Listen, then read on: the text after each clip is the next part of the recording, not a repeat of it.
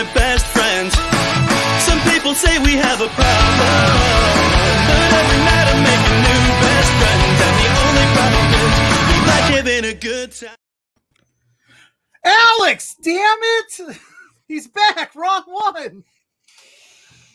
Wrong one, dude. We gotta restart the show.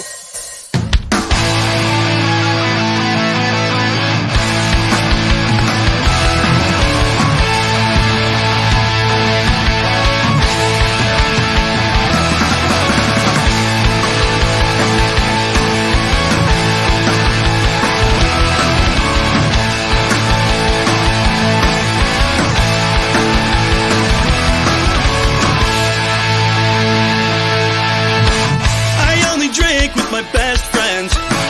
Some people say we have a problem, but every night I make a new best friend. And the only problem is we like having a good time.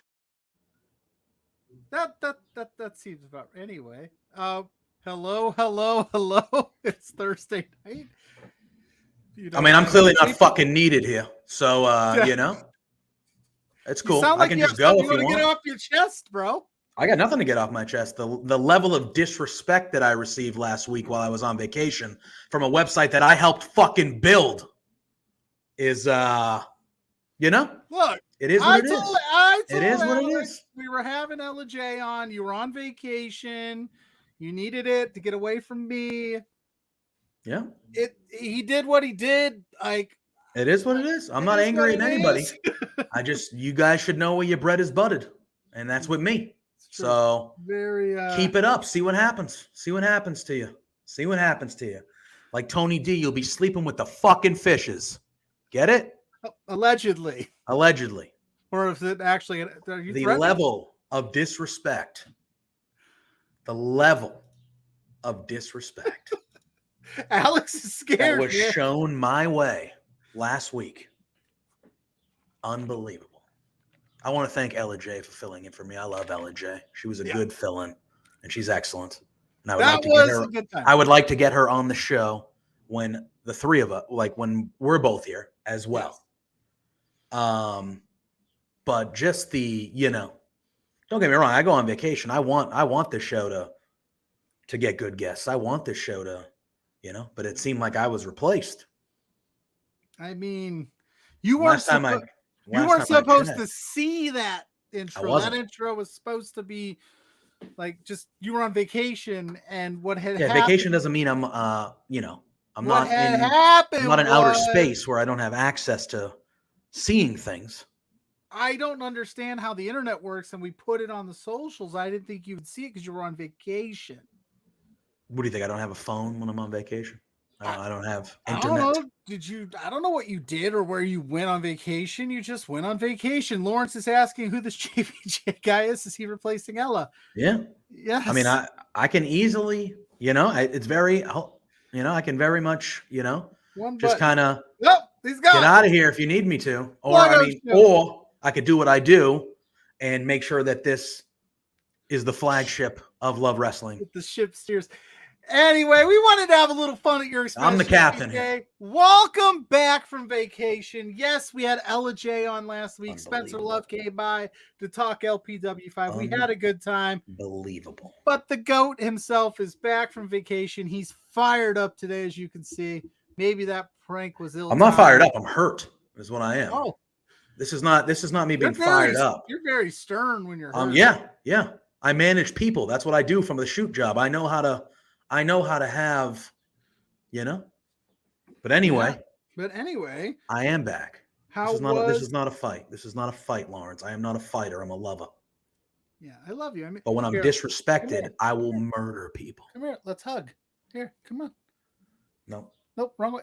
Okay. You're giving me like the side pat. I'm patting you on the back. I'm disappointed in everybody. Give me the Tony I'm disappointed in everybody except Ella because she had nothing to do with this. So she just filled in, did a good deed. She was like, "Oh, JPJ's not going to be there. God, they're going to need something. I probably should do it. She did rename because they're going to be in trouble. They're going to be in trouble without that guy. She did rename the show the Ella JPJ Show with Pluggo. There you go. I like that. We got to have another episode of that soon. But regardless, I am back. Sorry you guys had to, go without me. Even though, like I said, LJ was excellent. But I am back, and there's a lot to talk about wrestling-wise. We had a big pay-per-view last weekend with Forbidden Door. We had Blood and Guts last night on AEW Dynamite. We had John Cena come back. John Cena, as one Santino Marella used to say. I still call him John Cena because I laughed my ass off when he said that for all time. Yeah. And then we have another big pay-per-view coming up in a few days that we're going to dive into. And then on top of that, you're reviewing Star Wars Episode 1, The Phantom Menace tonight. And we are having ourselves a draft. And the draft category is top John Cena matches. No, it's going to be rough, man. It's not going to be rough. We should be able to think of 10. I've never seen had a lot John of them. Cena in a match. No? Never. Well, you can't see him, so it's tough. Can't see him, so I don't know how. It's tough. It's tough. They're stuck in a... But we have a jam-packed show tonight on Between Two Beards. A lot of stuff to get into.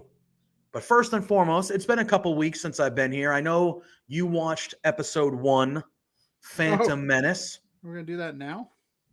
Yeah, why? Well, I mean, you're too big. What are you looking at? I'm doing our social media stuff. You know, we're for everyone behind the curtain here. We are at least in the room off screen, like before we start, for at least 15 minutes every time. And Pluggo waits until we're live to do all his socials, so he doesn't look at the camera and just is looking at his phone. So I can send it out to all the peeps, bro. You can send it out to all the peeps before we're live.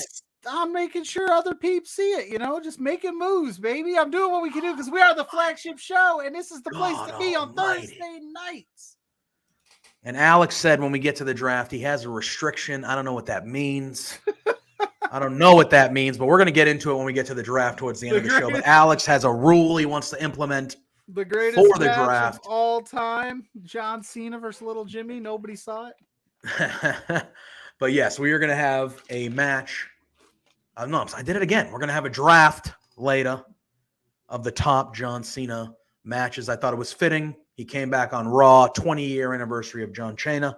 What did you think about his return, though, before we do you want to do Raw first, or do we want to go however you want to do it. But I just felt in terms of, like, he came back and he seemed very, like, over the top.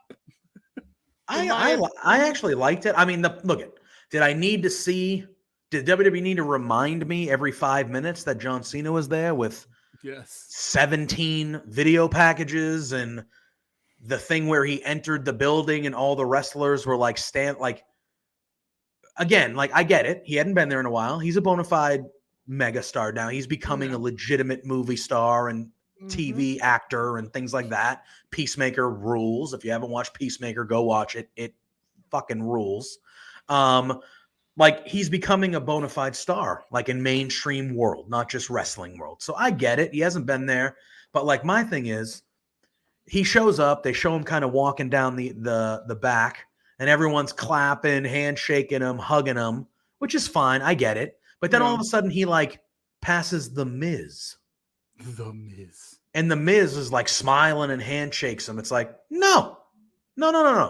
He's been an arch nemesis of you for years. What? You should not be happy to see this, man. You should be like, oh, Cena's back? Great. Dolph Ziggler was another one. It's like, what? You guys have feuded forever. Forever. I don't care. You want to keep that energy, like, huh? Yeah, like, you if you don't want to be a dickhead to the guy, fine, but maybe you can just kind of give him a head on, like you're like in a line with people getting ready to, like, Dolph Ziggler hugged him. He's trying to get that screen time, bro. It's John Cena. Fine. But, like, no. So there was certain things of it that was over the, WWE, what they do. Hey, you're the Street Profits. I mean, but again, like that, those little vignettes, I thought the promo that he cut in the ring was very good. I thought it was very good. I was waiting for someone to kind of get involved or attack or anything like that, but it was just like, no, this is what we're going to do. Yeah, and I get paying homage is fine, I guess. Kool-Aid Man, thank you for being here. Thanks for hopping in the chat. Paying homage, I understand, but if it's like a career-long rival of mine, I'm not paying homage to you. Oh yeah. You know what I mean? Like that's just the way. Think about like, I don't know. It's very bizarre. Like perfect example is at WrestleMania, right? Stone Cold Steve Austin came back for the first time in forever, and guess what happened? It was a terrible stunner. But guess what happened? He wasn't friendly with Vince just because he came. You know what I mean? Like it was like, no, motherfucker, I hate you. I hate you. So I'm still gonna hate you because I hate you. Right. And it's just like, again, first of all, side note, I loved Becky Lynch during the thing because she was like just sitting on the box like, I don't give a shit. Like that's how certain other people should have been that way. Like, I don't care. I'm just here because they need me. They asked me to be here. Am I not, maybe I'm crazy, but didn't John Cena go by Big Time John or Big Match John? So Big Time Bex is like, fuck you, bro. Yeah. So again, like there were certain things like that. Again, so you're telling me based off of you're never gonna like if you're beefing with somebody, you're done. They're done.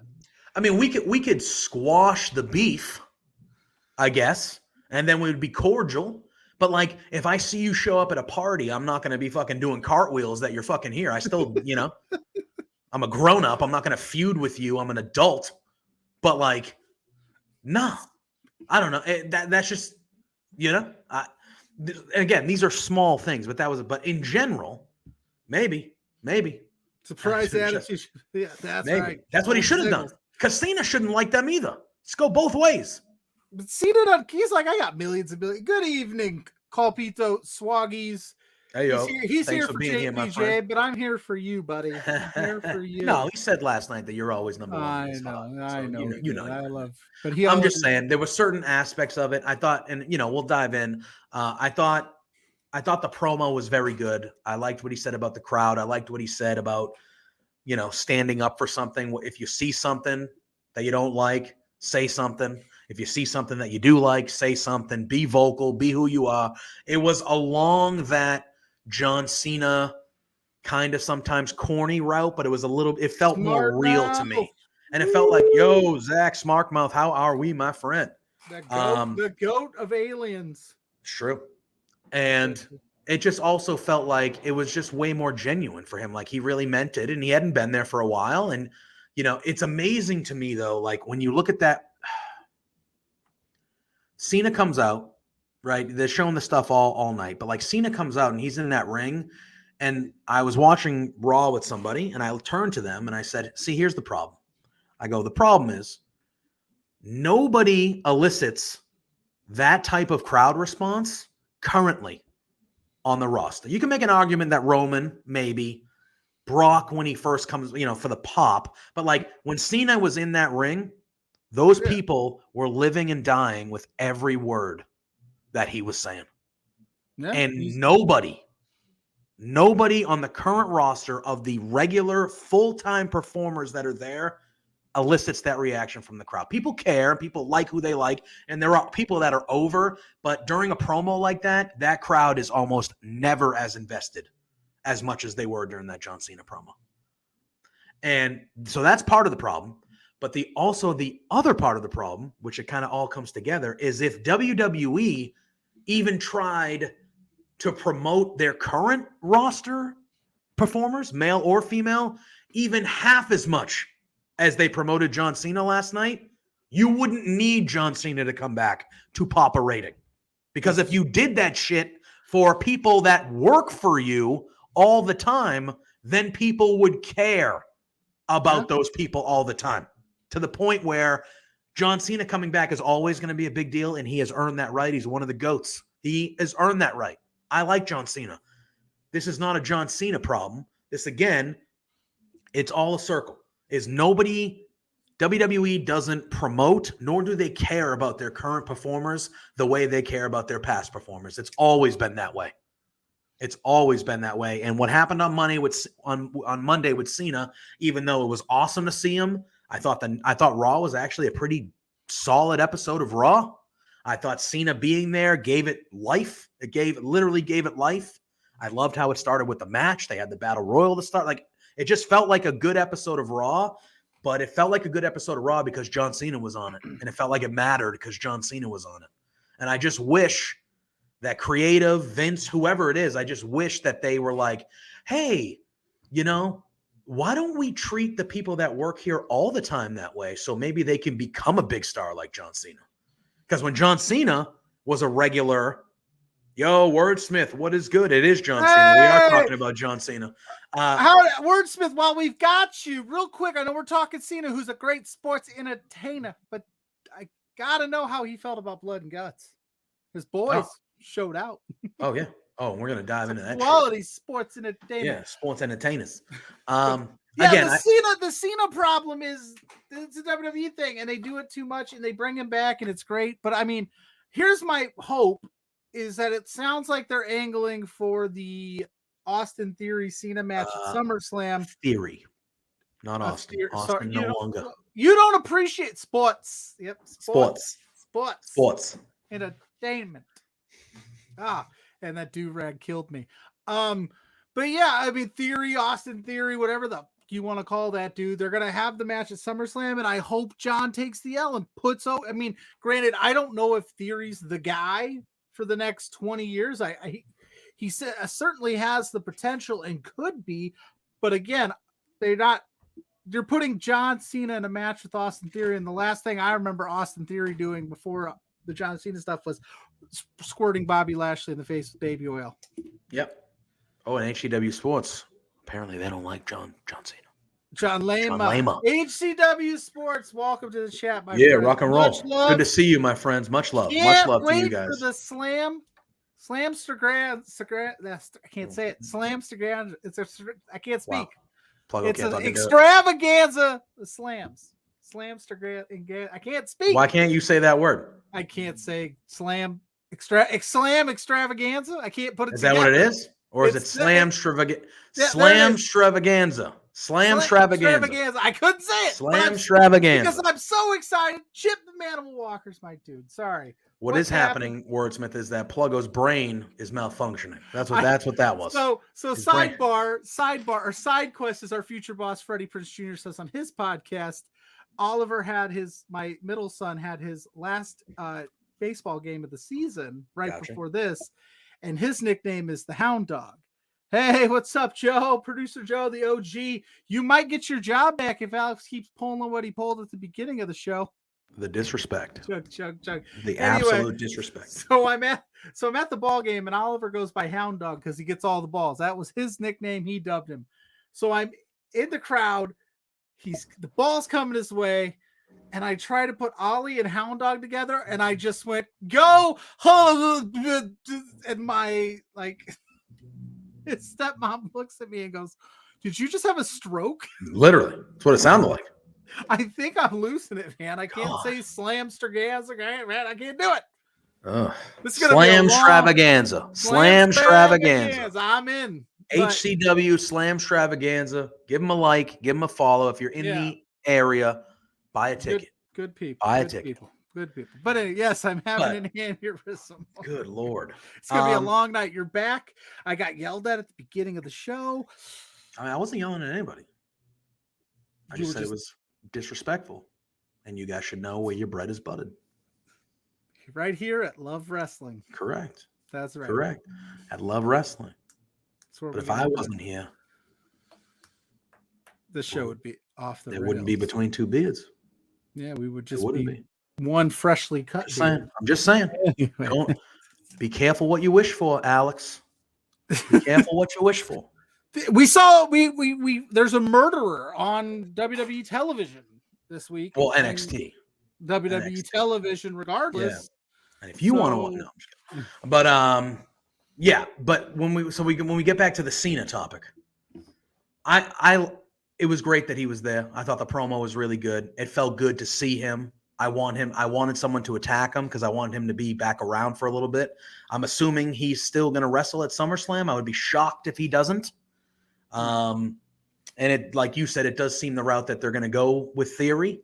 I thought the promo backstage, I thought some of the written stuff in the promo was a little much, but I thought Theory delivered it really well. I thought he knew, like, this is my moment with John Cena. Like, I'm I'm hitting this out of the park. And he did. I don't necessarily see I see a potential like main event person in Austin Theory down the line for a while, and he's only 24 or something like that. He's super young. He's super young. So there's clearly a lot of potential. There's clearly future main eventer. I think WWE is positioning him, or at least Vince at fucking WrestleMania said he was a future undisputed universal champion. Think about that. He had a WrestleMania moment with Stone Cold Steve Austin, Pat McAfee, Vince McMahon, and in a few short months, he's going to be one of the top draws at SummerSlam with John Cena. Yep. That's a year. That's a crazy year for. Yeah. So the guy that was like promoted then demoted. What was that? I don't even remember the name. Well, he was promoted because they needed help for the pandemic. Like that's when they had bare bones. What was that? He was with. It was him, Angel Garza, Selena Vega, right? and Andrade. Right? Yeah. And how's that working out? Yeah. Oh man. HEW Sports. I got yelled at today because JPJ went live and I tried to watch. Boss yelled, "I don't give a shit about video games or a JPJ." Well, then your boss is a piece of shit. No, I'm just kidding. I'm just kidding. He might actually be, and if he's still listening, fuck you.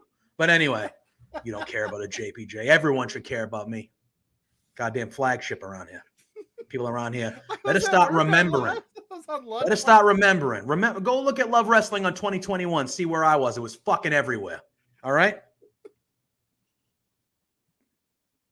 Disrespect around here. Hey, Alex, just a heads up. He's going on vacation again at the end of the month. I'm all right. Yeah. Just so we know, I'm actually going to SummerSlam. I'm going to be away in SummerSlam week. I'm going to be away. I just want to let everyone know, just in case someone forgets and they throw me under the bus, that I told them a day in advance when I told them 3 fucking weeks earlier. Okay? We good? Want to make your other intro videos with extra people and all this stuff? We gonna do that still? I thought it was pretty clever. It was. I laughed, but fuck you guys. Anyway, tired of it. It's usually the disrespect. The disrespect. What was the wrestler that used that? I feel like a wrestler used that at one point. That was like his thing. Every heel and no, but it was actually like the way he did the I felt like it was somebody. But anyway, somebody in the chat. Where's Dan J when we need? Literally, yeah. Dan J, our buddy Dan, has all. He would have been like, "Oh, it's this guy," and I'd be like, "Scared him off." Ecto guy said, "Did you see what happened with Drew McIntyre?" Yeah, the theory, but I think Vince hasn't come right out and said you're the chosen one, and then it just didn't work. No. In theory, but he did say that he was a future world champion, right? He said that with Drew. He said those words, and then he said future world champion. But was he wrong? Obviously, when he said that, there were he got fired first and came back. Like, I get that, but in hindsight, was he wrong? Because Drew was a future world champion. So that technically did happen. I don't think it was in the way that Vince had planned it when he was actually out there saying this is a future world champion. Owen Hart. What is that, Owen Hart? Oh, I am not. Hey, don't gloss over the Mrs. Pluggo. Oh no, I laughed at the Mrs. Pluggo. The first lady. Pluggo doesn't listen. You'll have to remind him again. Oh, I'm well aware. I have to remind. You're literally gonna have to be like, "Hey, can you be my witness, Mrs. Pluggo? Can you be my witness at the end of July?" We'll put it in the calendar. I'm not going to be here. I'm going to be in Nashville for SummerSlam. Can we remember that? Are we good? I was trying to convince. There's even another one in August, guys. There's another one in August. To let me drive out to Lowell for ROH because you said you. Yeah, I want you to take the drive and come to Lowell, Massachusetts. That's not far from me. It's 20 minutes. 20 minutes from where I live. We need to get the subscriptions up so I can fund my way to Lowell, Massachusetts is 20 minutes where I live, and Tony Khan came out and said that Ring of Honor's coming back, and they're having a pay-per-view in Lowell, Massachusetts. That's dope. This is Pluggo. And I want Pluggo to take the 13-hour drive and get here, so we can go to the Ring of Honor pay-per-view. She'll write it down for you. I appreciate that. Wonder what's cheaper, a 13-hour drive to Massachusetts or a plane ticket to Massachusetts? Oh, right now, definitely. I mean, don't get me wrong, gas sucks. But a plane ticket to here from where you are, it's probably named that far. It's probably $500-$600. Shit's ridiculous. I know, but the shit gas is ridiculous. Everything's ridiculous. I mean, gas is $5-$6 a gallon. But hey, if you want to help fund Pluggo's road trip to meet JPJ in person for the first time, so we can hug out this beef, throw some bits in the chat, throw some subscriptions. Yeah, hook it up. Let's get a hype train going for Pluggo. Anyway, I don't know what we were talking about. We were talking about theory. Well, we're talking about John Cena, and again, it's part of the problem, but it's also part of and I agree with you. I agree with Mrs. Pluggo. It is always cheaper to drive, even though you'll have to fill your tank and it'll be way too much money because gas shouldn't be as much as it is. But I'd have to leave right after work on Friday. I wouldn't get to your place. You just take the Friday off. I could. Yeah. I probably could. You take the Friday off. Spend the weekend with you. You just drive down Friday during the day. You get here Friday night. We roll. That's it. And then Sunday morning. Saturday's the event, and then Sunday, we get a coffee and some breakfast, and then you head back. You take that Friday and Monday. Have a long weekend. There it is. There you go. Oh, and HCW putting over Mrs. Pluggo and the fam, saying that there you go. I gotta take Owen. Gotta take Owen. Oh, see, but JPJ hates Owen. That's not true. That's not true. Spencer loves. Yeah, here's the thing. We had the private jet on lock. We were literally, he was about to sign the doc. You know how it is when you buy a car and they run credit check. Yeah. They were like, what is this charge for Sean Ross Sapp? 3 times. 3 times. And Spencer couldn't come up with the check. Hey, Darren Amazing. How we doing, my friend? We lost the. Hello. What's the hell is it called? We lost the jet. But yes, we lost the jet. Hello, between DOS Spirits. Yes. Yeah. I mean, it sounds. Yes, I took the kids to an HCW sports event. They had an absolute blast. Owen absolutely killed it out there. He wanted to get in the ring multiple times. I had to shut that down just for his safety. Yeah. Now, actually, I'm sorry. I shut that down for the safety of the HCW wrestlers. Owen is a savage. Yeah. Anyway, we were talking Austin Theory. Is he the guy? Is he not the guy? I don't think he's future of the company going to be the next John Cena. I don't see that in him. But again, he's 24 years old. Let it happen. When I saw John Cena as the rapper at first, which I liked the character, but I didn't think, that's the future of the company there either. I didn't think that way until it was made evidently clear by the booking that, this guy is going to be the future of the company. So, but again, there's one guy in charge of the booking. But if Vince wants him to be the future of the company, guess what? He's going to be the future of the company. So here's the thing: in terms of age and in terms of experience, Austin Theory, it's not like it's a long list. I mean, you look, and I'm not trying to throw a ton of shade at the NXT 2.0 roster, but I see 2 people, like Hayes and Breaker, that are main event. Those are the after that, who do you envision winning a world title? I will say this, and I know Von our friend Wagner. No, come on. But that's what I'm saying. Who's the next guy? I'm gonna say something. All right, you better. I know our friend Josh Robinson won't like this. Are you gonna do it, aren't you? I know what you're gonna say. Grayson Waller. Oh. So, all right. Here's the thing. He's getting a lot better. I'll just leave it at that. But Grayson Waller is. I do enjoy He's somebody to keep an eye on because I feel like where he is. Again, I don't watch NXT regularly. Yeah. But I pay attention. I keep up at least. I watch some of it. What I've seen of Grayson Waller recently, it's a far different level of performer than when NXT 2.0 first started and there was that Grayson Waller. Right. And I love he has improved tremendously he's cocky, to the point. He's arrogant. I love it. He's somebody that I could see finding a role on the main roster and kind of having a longish career. But as far as top of the company, faces of the franchise type stuff, when you're talking about NXT 2.0, it's 2 guys, like you said to me. It's Braun Breaker, but more importantly, the guy that I have ranked above Braun Breaker, it's Carmelo Hayes. I think Carmelo Hayes has a chance to be literally the top guy in the company forever, for 10 years. everybody that just hopped in the chat, welcome to the show. Get welcome to the show. Your comments, your statements, everything will get read as long as it's respectful. We're having a great time. Nothing's off limits in terms of question-wise, as long as I said you keep it respectful. We're talking Austin Theory in the chat. Let us know if you think Austin Theory's the guy, or should it be someone else taking on John Cena at SummerSlam? Yeah, we were originally talking about John Cena coming back, and then that turned into the Theory conversation. Dustin, thanks for the comment. You said I could see Cena winning the U.S. Championship from Theory at SummerSlam, have some open challenges through the summer, then have a match at the UK pay-per-view, drop it to Theory, maybe some. That's not a bad look.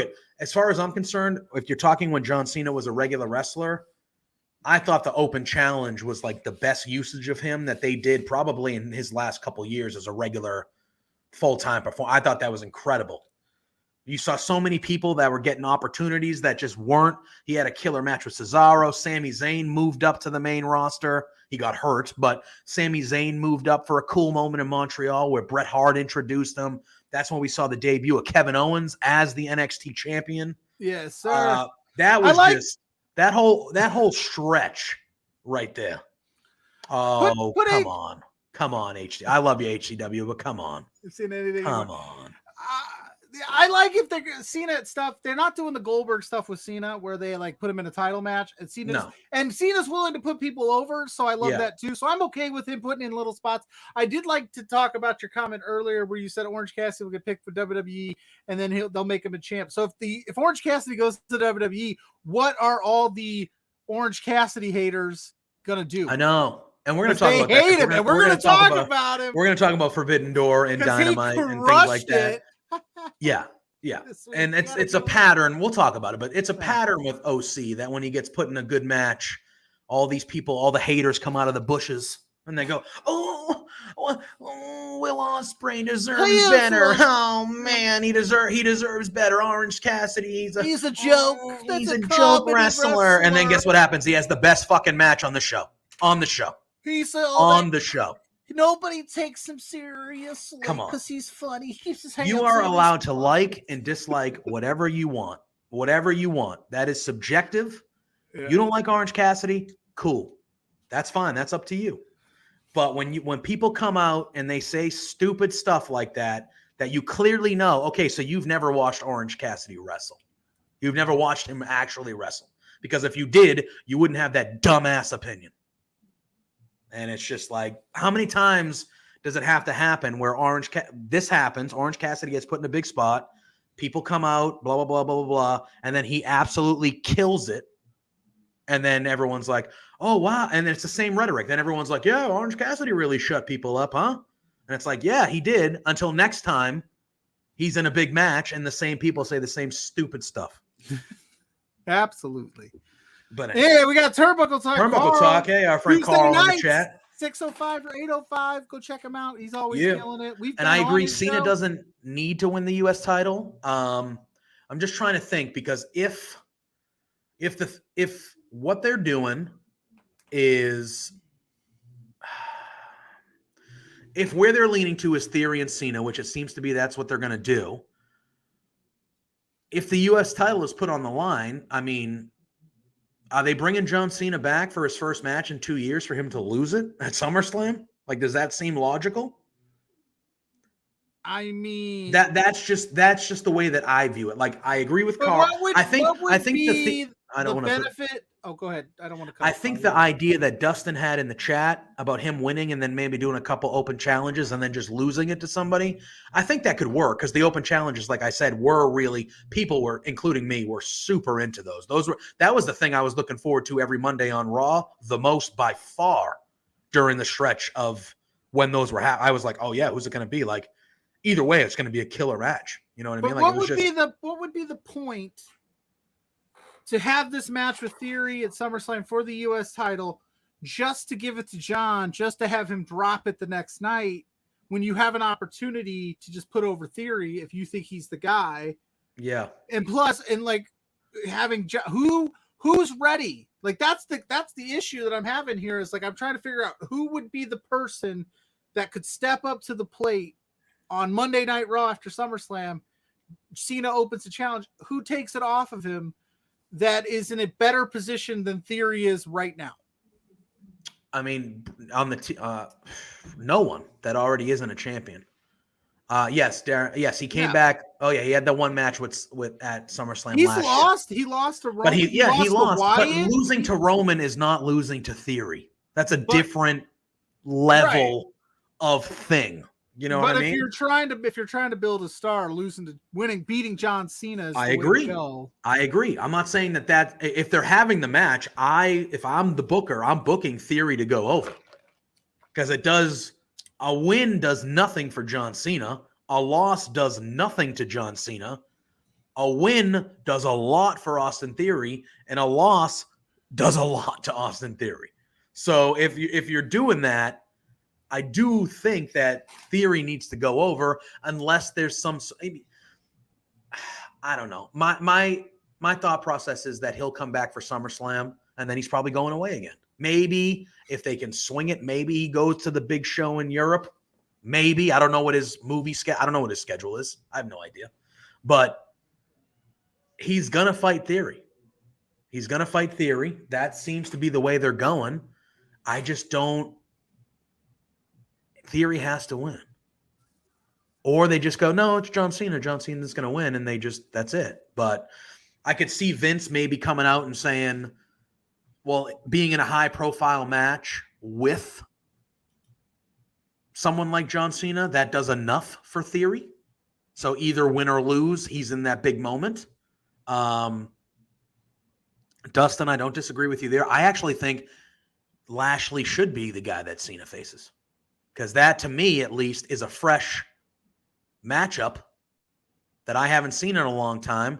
And if you're one of your marquee matches at SummerSlam, it wasn't for a title, but it was John Cena versus Bobby Lashley. I mean, I think that would be a match I'd be like, oh, I'm kind of excited to see that. So, unfortunately, Lashley's been looking stupid with. And Lashley's, and we're going to talk about Money in the Bank coming up here, but Lashley's probably going to lose on Saturday to Theory at Money in the Bank. So, side note, I just tweeted Effie to let him know that I'm going to review Star Wars here in a few minutes because he liked the tweet from earlier. So I didn't know. He did. I didn't know if he wanted to be involved and let me see what I had to say. Get Effie on here, dude. That'd be a fucking party. Effie, I would party with Effie. I've sang karaoke with Effie. So that's I heard. You guys did that over in when you went to Las Vegas last year for SummerSlam. Yeah. We went to GCW karaoke. Nick Gage was there. Spencer serenaded. Yeah, Spencer serenaded Nick Cage. Nick Gage almost got murdered. It was a good time. Nick Gage almost got murdered, or Spencer? No, Spencer. He tried to get Nick Gage to be a part of the song, and Nick Gage didn't say a word. He was a good sport the whole night, but Nick Gage basically looked at Spencer and said, "Move on." I'm a pizza cutter. Pizza cutter. Move on. Yeah. But anyway, all right. That was 40 minutes of John Cena talk, kind of. So well, it was like we're gonna get back to John Cena because if you're new here and you haven't been here before, we do drafts at the end of the show, and tonight the 5-round draft that we're doing play the graphic just to play is Alex. Best John Cena matches. So we're gonna be talking about the other one. Battle. But yes, we're gonna. What's your favorite John Cena match? Drop in the comments all night. We'll talk about them. We're gonna draft it in our draft battle here shortly. Yeah, we're going to have a draft battle a little bit later, and we're going to do John Cena matches. So we'll be talking about John Cena a little later as well. Maybe Lashley wins via DQ, Theory escape. Maybe. I don't know. I just don't want Lashley to lose to again. Look, they're positioning Theory to matter. It's fine. I don't have a problem with Theory in general. Just his name. My fucking stupid ass name. Theory. Oh my God. You know what would happen if I met a human with the name Theory? I would tell him his name was stupid. So I'd be like, a Theory, huh? Who named you? What? What are your parents doing? But living their best life, bro. Oh my God. But anyway, all right, that's enough WWF talk. WWF, WWE, whatever the hell it is. I don't even know. I haven't watched it regularly in so long. I don't even know I forget what it is. There we go. Dustin, cheap plug. I was helping out LPW 5 on Friday here in Edmonton. It was an awesome show. It was a great show. If you haven't already checked out the yeah, absolutely. Go to Twitch. From accounting killed it against Rachel Ellering, Zoe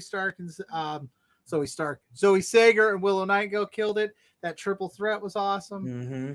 Mo Jabrani's my boy. I think he's so good. T.Y. Jackson I'm impressed. I'm going to watch all the stuff he does. Yep.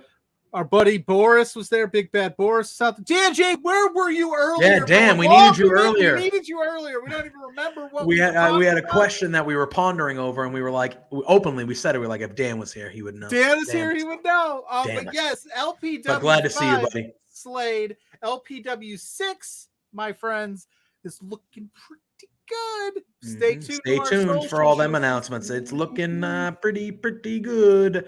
Building something special over there in LPW.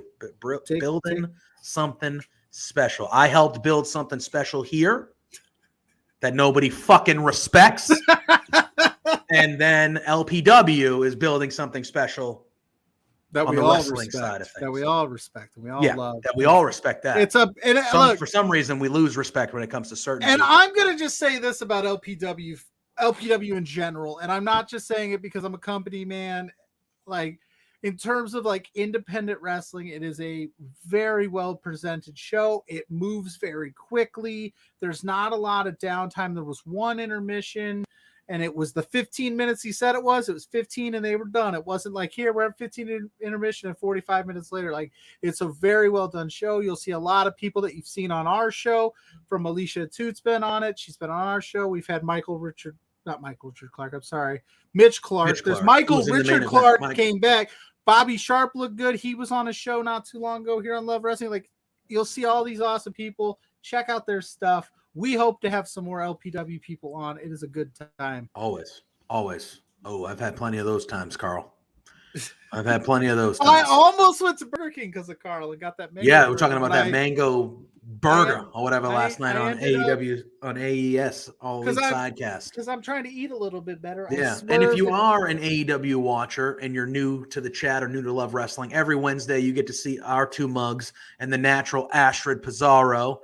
We do All Elite Sidecast, which is a watch along to AEW Dynamite. So join us for that. It's always a good time. Just shoot the shit, watch some good wrestling. There's a lot of good stuff on this Love Wrestling channel. You should check it out. You should give us a follow, a subscribe. You should definitely do that.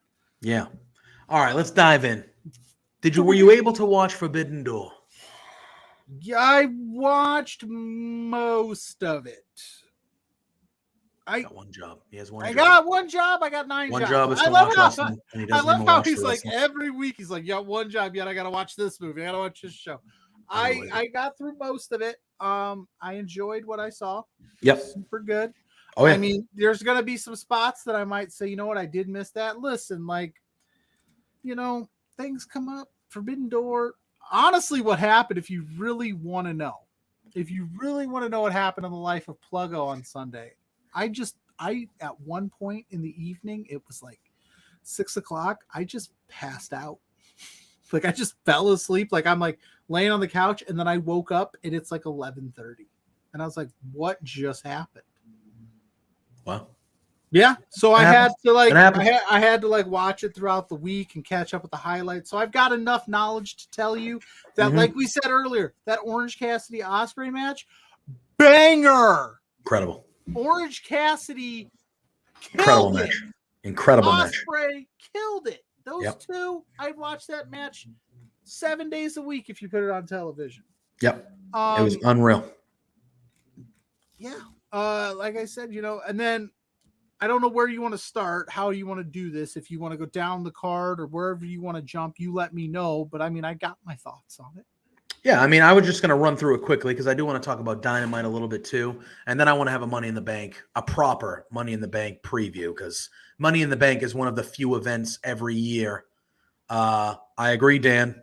I agree. What happened after the match, to me, was equally as incredible as what happened in the match. Yeah, so, I mean, we'll just, first of all, you know, the pre-show is the pre-show. There were 4 matches on the pre-show. In the comments, let us know what you thought of the show overall, because I saw a lot of this was an all-timer. And there was a lot of love. And I think people were nervous heading into it just because obviously the injury bug in all of professional wrestling, but the injury bug, especially when it came to AEW, was brutal.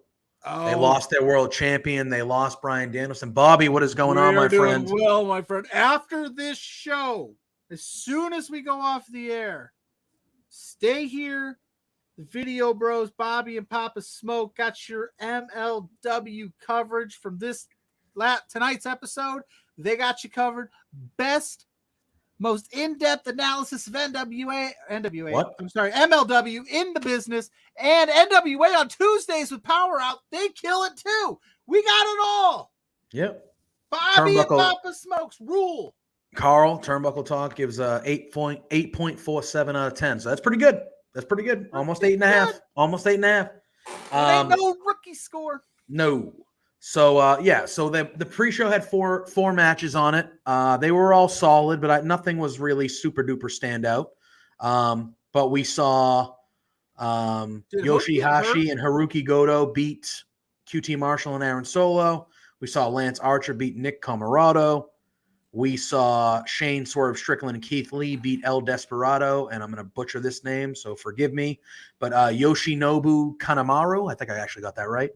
And then we saw the Gun Club defeat, which was Austin Gunn, Colton Gunn, and Billy Gunn, and Max Caster defeat the DKC, Kevin Knight, Alex Coughlin, and Yuya Uemura. Oh, God, nervous, made me nervous.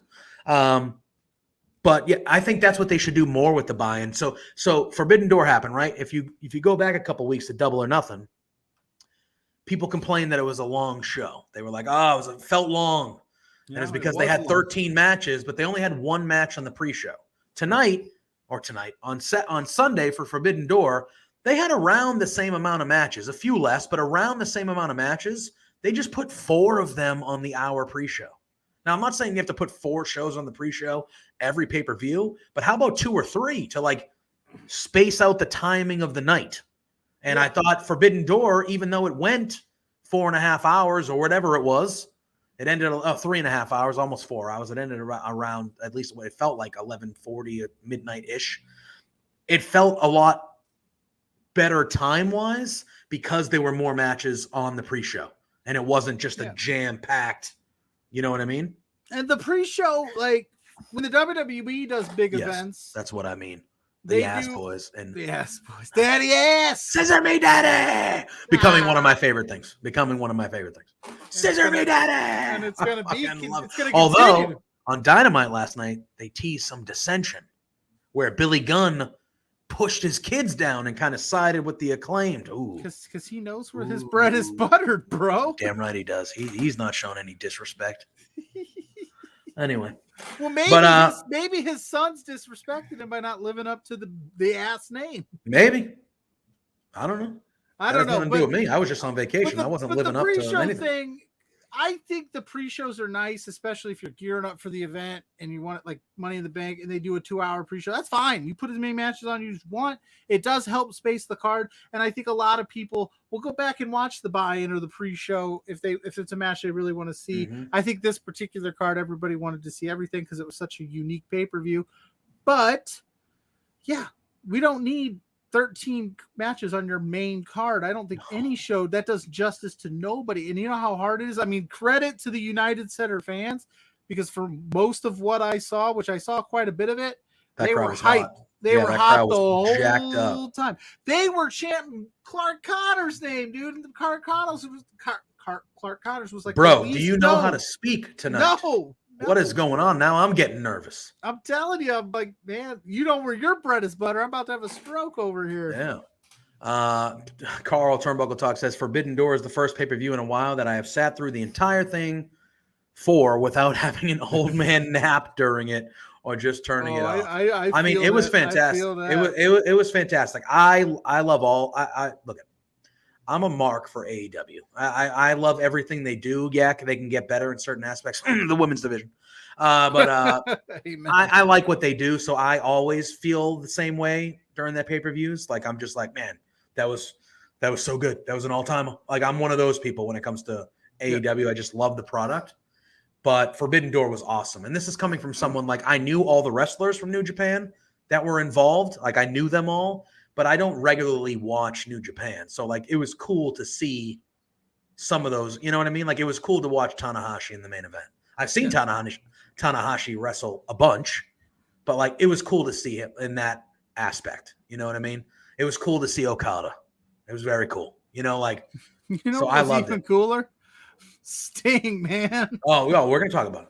So, all right, we'll kind of run through this quick because it has been a few days, and I know you can probably find a lot of, talk about it. But I thought the opening 6-man with Jericho, Guevara, and Minoru Suzuki versus Kingston, Wheeler Yuta, and Shota Umino, I thought that match was Kingston awesome. and Suzuki exchanging chops gave me life, bro. I was dude, it was so good. It's what everybody wanted to see. They didn't wait around either. It was like right towards the beginning. They were like, "No, we're immediately doing this."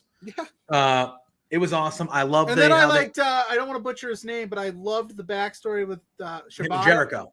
No, it was Umino. Shota Umino. Umino and Jericho, and him putting him in the walls, and like 2 years ago. Like they showed that 2 years ago when he was just a young lion. Do they call him young lions? Is that what it is? Is that what they call them? Yeah, and he put Jericho in the Boston Crab, and that crowd was fucking losing it. They were like, "Let's go!" And you know what I also liked about this match is that they gave it stakes because they said, "Hey, the winner of this match, that team is getting the advantage during Blood and Guts Wednesday on Dynamite." So they immediately made a match, a 6-man tag that was going to be a good time anyway, but they gave it some stakes, so it mattered a little bit more. I thought the match was. We were like, this was a match on the card that I was just like, all right, yeah, cool, whatever. But like, it opened the show, and I was like, wow, that's a weird choice for opener, really. Yeah. But then like 10 minutes in, I was like, this match is amazing. This match is really good. Like I'm having a great time here. I loved it. I loved Umino, like you said, getting kind of his comeuppance. He had that run towards the end against Jericho, kind of getting his revenge almost a little bit. But then Jericho being the cagey vet ends up getting the victory, but I loved it. I enjoyed how they gave it. It didn't feel forced. The balance of like, let's give these New Japan talents to shine and the AEW talents shine. Like everybody seemed to like get their stuff in, and it didn't seem, and especially in the 6-man, and it didn't seem forced. Yep. Like, oh, this is a spot we got to do it. So let's like. Yeah, it just felt really natural and really smooth. So I really enjoyed it opening. That's a way to open a show, man. Put some stakes on it, give it 6-man. Suzuki, murder grandpa. I know, right? Unbelievable. That hairstyle is a choice, too. Always. And you ain't saying shit to him because he'll slap the shit out of you. Yeah, he'll kill you. Yeah. Then we had a winner-take-all IWGP and Ring of Honor World Tag Team title match with FTR versus Roppongi Vice, which was Trent Beretta and Rocky Romero versus Jeff Cobb and the Great Okan. Halfway through the match, Dax was actually taken to the back with doctors that looked like he legitimately hurt his shoulder. It seemed to me that it was a work because the way they went about it. But he could have actually, I don't know. At the time, I was like, oh no, he's hurt. That sucks. And I was saying aloud to the person I was watching it with, I was like, I would still have Dax win this by himself. I mean, Cash. I was like, I'd still have Cash win this by himself. Oh, yeah, 100%. I was thinking the whole time, like, all right. What are they going to do? Because I think we all assumed that FTR was going to win, right? Well, that's why I say I think we all assumed FTR was going to win. And then, of course, in my mind, I'm thinking, okay, how does FTR navigate having all these belts? You take Dax out of the equation. Now it gives you a very clear, like, okay, they don't have to win this and they're still going to be strong as hell. Yeah. But instead, Cash fought him off. Dax comes back in. They get it done. And that shatter machine, I know that's not what they call it anymore. Oh, the big rig? They call it the big rig, right? Sorry. Like Matt, I still call it man. WWE owns that stuff. You can't be saying that. I'm sorry. Sorry, Jeez, guys. Copyright infringement on your ass. You want me to start singing Ronda Rousey's theme song on here to get it shut down completely? like your stream, yeah, the stream Tuesday. With Josh. He was like, Josh is like, no, turn it off. Oh, it's good stuff.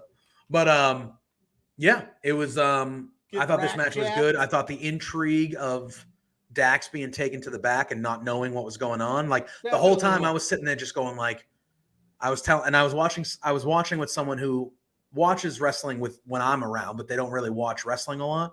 And I was just like, see what they're doing in the back. I go, you know how odd? Because I was under the impression that Dax was really hurt, right? So I'm sitting there going, do you know how weird this is? Because there are 2 different companies' tag team titles on the line right now that are not AEW's. Yeah. So Tony Khan right now is discussing, or they have to be in the back discussing with the heads of Ring of Honor, or well, Tony Khan is the head of Ring of Honor. So it'd be Tony Khan and the New Japan guy discussing, going like, what are we doing?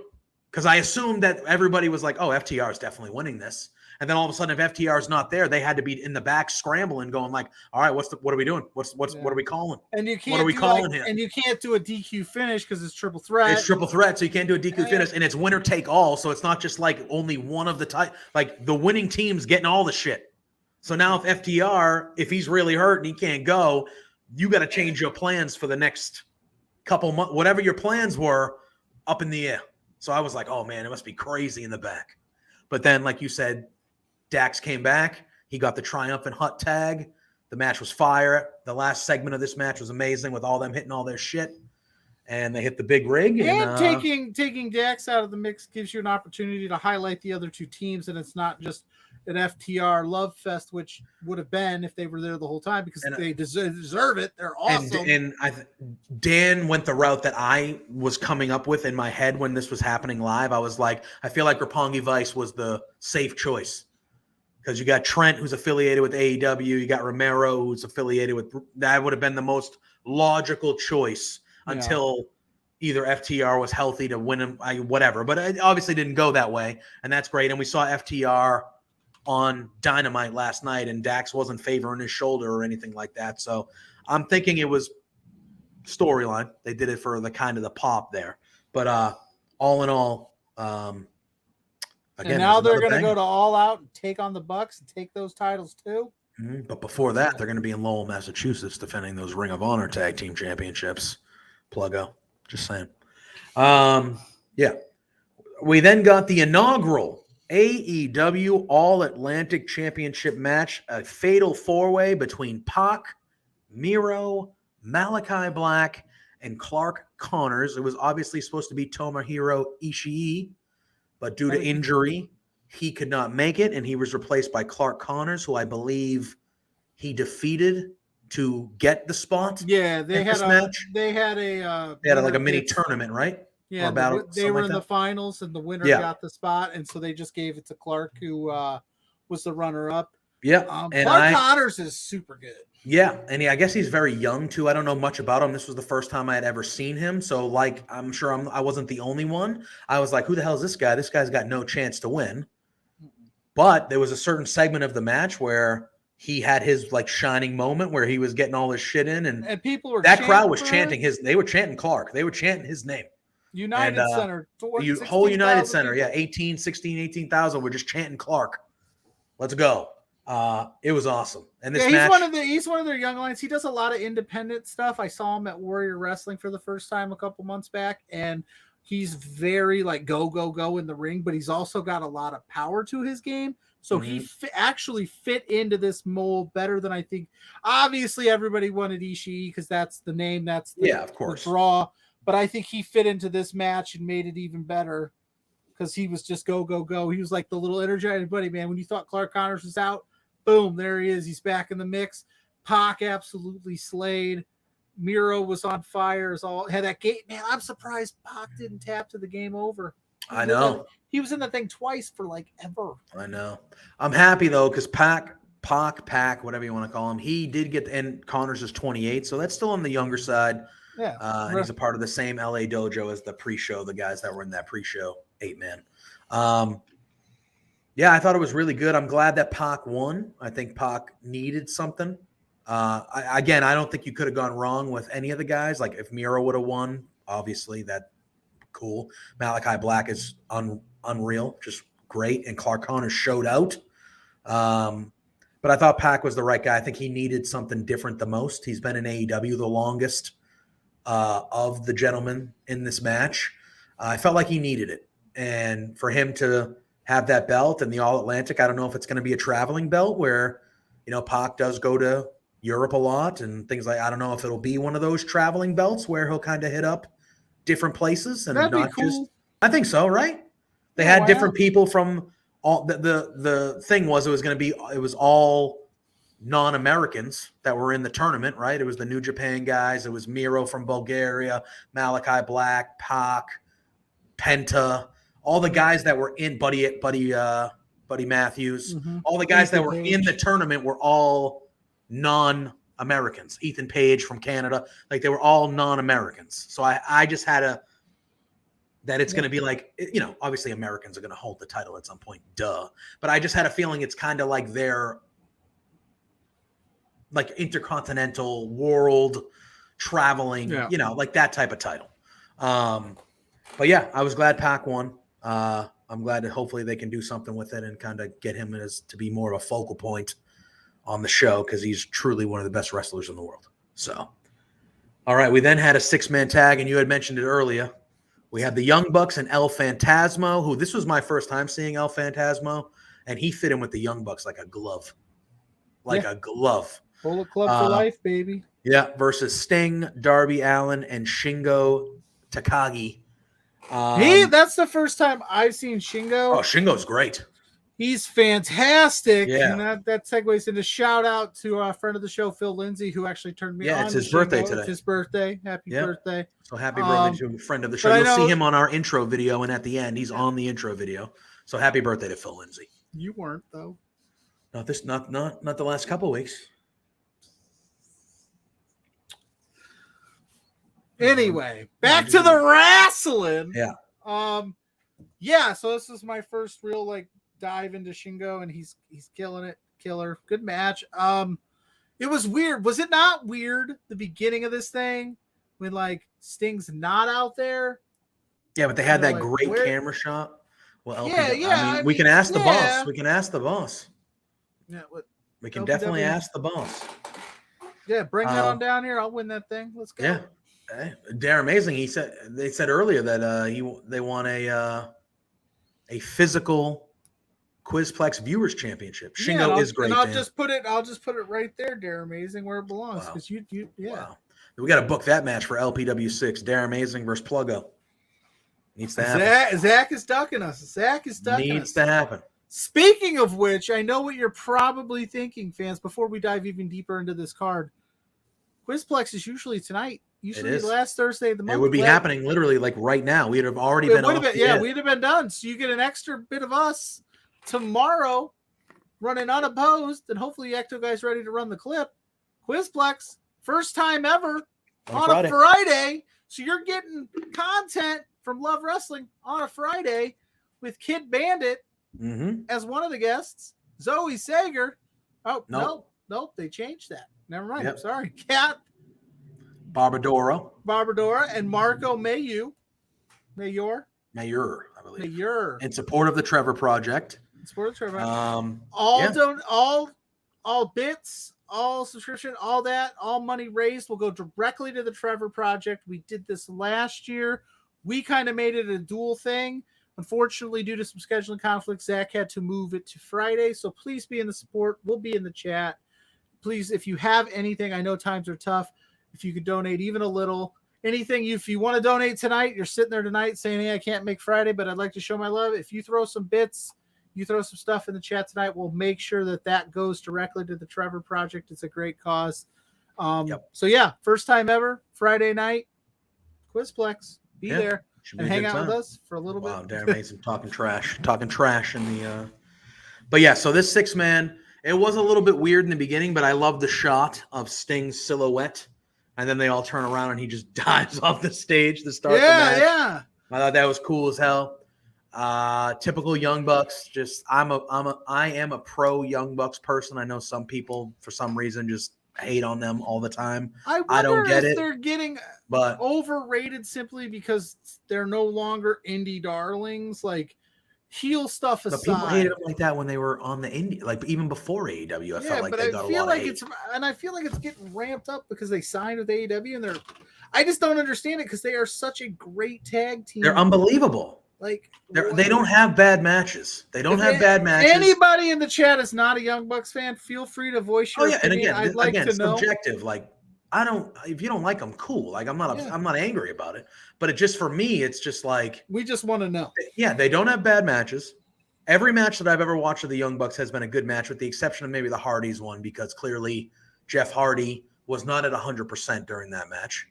But they really don't have bad matches. They are really good baby faces when you need them to be baby faces. They're really annoying shit-ass heels when they need to be shit-ass heels. Nick Jackson could be a world champion solo, in my opinion. He's that damn good at wrestling.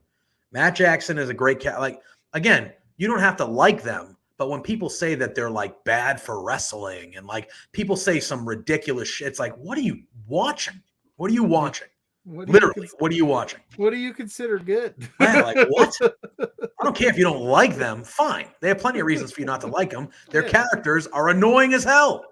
But like, I can understand you not liking them. But when people come out and they say, "Oh, it's not," they're terrible for professional wrestling, or what are we talking about? What are we talking about? I got him but fired anyway, up today. Love it. El Phantasmo gave Sting a titty twister. Oh boy. What is that? No, that's bullshit. That's bullshit. What is that? Yeah, that's bullshit. Get out of here. That ain't we're lucky today. Yeah, we won something. Get it. Woo, hey, we're good. We're good. We're good. Bye-bye. Yeah. El Phantasmo. I don't know if they're amazing. Good call. Squeezing Sting's nipples. And then Sting gave a twister. It didn't Taz at one point go, "Tony, I do that to you, but yours are pierced." And I was like, I believe he said that. I believe Taz did say that. That happened. We're so hot here on Between Two Beers. We got the bots coming after us. We do, apparently. Oh, baby. Watch out. I loved Sting no-selling the double super kick. Loved it. He's Sting. He's special. I know. I just, in the moment, when I saw it, I was like, okay. Yeah. I mean, my thing is this with Sting, right? Like, if your grandfather ever tells you that he can't go play outside with you or something, or he can't hang out with you because he's too tired and old, I'll be like, Sting's jumping off rafters, bro. Sting's no selling super kicks. What are you talking about, Grandpa? He's your same age, buddy. I agree. Like, what the hell, man? Come play catch with me, Grandpa. What the? Yep. And I also liked how they let Shingo get the victory. They tagged him in and they let him get the pinfall, which I think that does good. It gives Shingo that spotlight of getting the victory, hit his finishing move, Last of the Dragon. Others didn't need it. They don't need it. Darby and Sting are good. And, like even you said, and I know you're well-versed, you watch a lot of wrestling, you said like this was your first time seeing Shingo. Yeah. So there are probably plenty of people that watch that pay-per-view, whether in attendance or watching it at home, that this was their first time seeing that guy. So for them to kind of tag him in after they all did their their flurries of moves, and to tag him in and let him get the pinfall victory, that to me is not only like, hey, this is for the New Japan fans, this is for our business arrangement, we're letting this guy go over. Like you said, Darby doesn't need the pinfall victory in that match. Sting doesn't need to pin anybody and win that match. Like, Shingo's the guy. He's the guy that most people there probably knew the least of. Him getting I mean, what benefit would the Forbidden Door pay-per-view have if only the AEW people got the shine? That's what I'm saying. Yeah. It wouldn't have made any sense. So we then had they're amazing, saying Darby Allin may be like my granddad can beat up your granddad. Probably. Yeah, like that's what I'm saying. Like, if my granddad ever start running his mouth, I'd be like, calm down, Sting. Like, what are you doing? Like, what are you gonna do? Jump off these rafters or what? Come on, man. Sting is making all these older people look like, my God. I know that we talk about it all the time and people bring it up and say, AEW should slow down. Like, Sting is doing this stuff for Sting. I don't think anybody's making him do it because he didn't have to. He could have walked out the baseball bat, turned around and left, and everybody would have popped and he'd collect his check. He's like, no, let me jump off these rafters. Let me no-sell super kicks. Like, what the? Man, it's crazy. It's crazy. Yeah, it is. Unbelievable. We then had the AEW Women's World Championship match between Thunder Rosa and Toni Storm. Thunder Rosa picked up the victory and retained. I thought this match was pretty solid. I thought they got pretty decent time. These are two world-class wrestlers. Thunder Rosa rules. We're very pro Thunder Rosa. She's a friend of the show, Thunder Rosa. And Toni Storm is excellent. I mean, I like this match a lot. The death, what the hell should she call it? Thunder Rosa caught Toni Storm off the top rope and gave her like a Death Valley driver of sorts. I thought that was a good little spot in the match where I was like, oh, that looked cool. Toni Storm's hip attack when they're laying down in the corner, that is a very violent, because we've seen other wrestlers do it, and it kind of looks, sometimes it doesn't look the greatest. Toni Storm's looks so violent, and like I love her hip attack. Like it's just so, I love it. Yeah, it looks... But Thunder Rosa got the victory. She won with the final reckoning for the pinfall victory. I thought this was a solid match. Thunder Rosa retains, hopefully moving up and keeping on going and getting more. And we have Astrid in the chat saying hello. Hello. Glad to see you. Hello, Astrid. Is that what they call it? The Death Thunder driver? Yeah. Is that what it was? Yeah. Yeah. But I thought this was a solid match. Yeah. I mean, it didn't stand out on the card for me, sadly. But I thought it was solid, and I'm glad that they got women on the card. There it is. Mike Greenwell of Love Wrestling. Hey-o. Yeah. I don't know if that's directed at me or you. I don't know who Mike Greenwell is. Well, Mike Greenwell is a former Red Sox player in the late 80s, early 90s. Oh. He's no Wade Boggs, bro. I mean, he should have won MVP in like 1988 or 89, but Jose Canseco won it because he was taking roids. But anyway, I digress. All right. And then we move on. I know we talked about it a little bit, but we had the interim IWGP United States Championship match. Orange Cassidy versus Will Ospreay. Are you choppy, or is that me, man? Because I'm like clear as day over here. You're a little choppy. You'd have to ask Alex. I'm clear as day where I am. Alex is saying neither of us are clear. Neither. We're both clear as day. All right. So that's you, brother. Okay. That's you, brother. Well, if we're both good, I mean, you sound like a robot. To me, we both look. I mean, I always look great, but like we both look great right now. So yeah, I just got all done up, baddie section. I mean, sometimes your computer goes 1984 standard definition. It does sometimes, yeah. But you know, it is what it is. And we got Carl even there saying all clear on his stream too. So stop fucking up the show, Pluggo. I ain't even doing anything. I'm over here like I'm good to go, baby. I was gonna say, what's next for Thunder Rosa though? After this, like I as much as I love Thunder, and everybody knows I love me some Thunder Rosa, but like I was kind of leaning Toni Storm, like just for like you have Toni because they've been playing the respect cards. You have Toni beat her kind of like dirty, you know what I mean? Lean more heelish to get the victory, and then you can run it back and do a program and maybe do something there. But you know, it's my dial-up Pluggo. Hey, you know what? Boost Mobile, baby. All right. We then get, it was Will Ospreay versus Orange Cassidy. We talked about it a little bit earlier in the show, so you can kind of go back and, where is it? I know it's true. It's true. You can go back and watch what we said a little bit earlier, but I thought this was the match of the night. I was looking forward to it because I wanted to see how this played out. But I thought easily this was my favorite match of the night. Back and forth. I have not seen a lot of Will Ospreay matches, so to see Will Ospreay was good. I mean, he clearly is one of the best wrestlers in the world. The U.S. title, Juice Robinson has the real one, so this was an interim technically because Juice Robinson stole the physical title as Darren Amazing. There you go. But yeah, I mean, I don't know if you want to add anything more to what we said about this match earlier. But it was Orange Cassidy rules, Will Ospreay rules. You put them together, it's magic. Like people were talking match of the year. There was discussions. There were discussions of people saying that's how good it was. So if you didn't see it, check it out. And dude, I can't hear a word you're saying. What? Yeah, so your computer's fucked up. That's what that means. I don't know what's going on, but I might have to restart. But I mean, I'm like everything on mine is like clear as day. You sound like a robot. So I don't know. That's on you, brother. That's on you. So you keep talking Forbidden Door. I'm not talking Forbidden Door. You're not going to talk Forbidden Door? Unbelievable. You're not going to keep talking? I can, but we're both going to shut down the stream? No.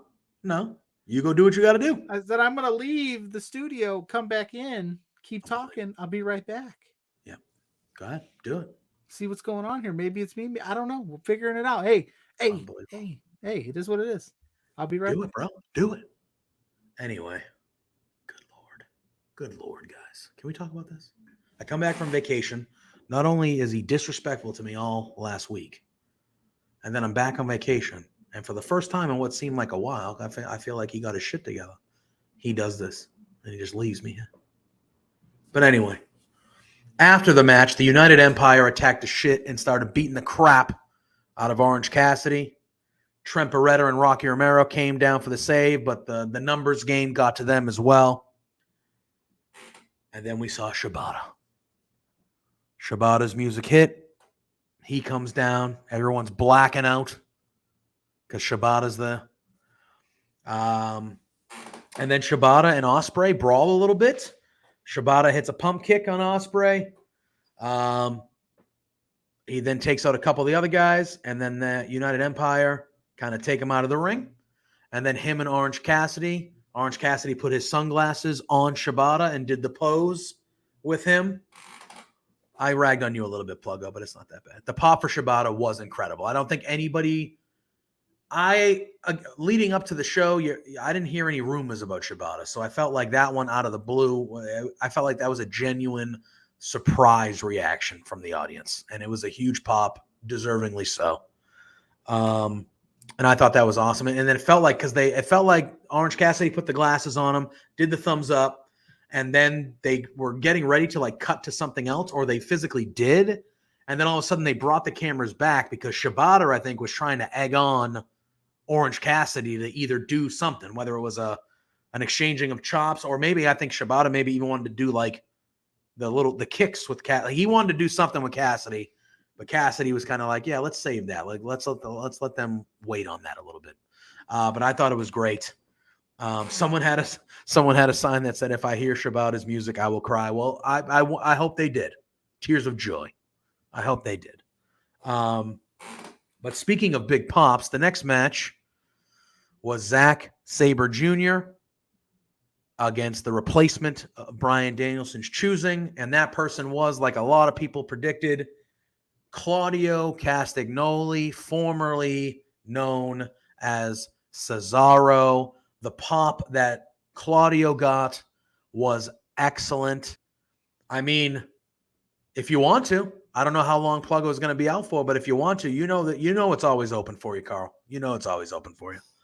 The pop for Claudio was amazing. I'm glad he got that moment. He's been beloved everywhere he's going. Becky Lynch even tweeted something about it as it was happening. Becky Lynch tweeted how happy she was for Claudio. He seems to be well liked by all his peers. He's definitely well liked by the majority of the wrestling community.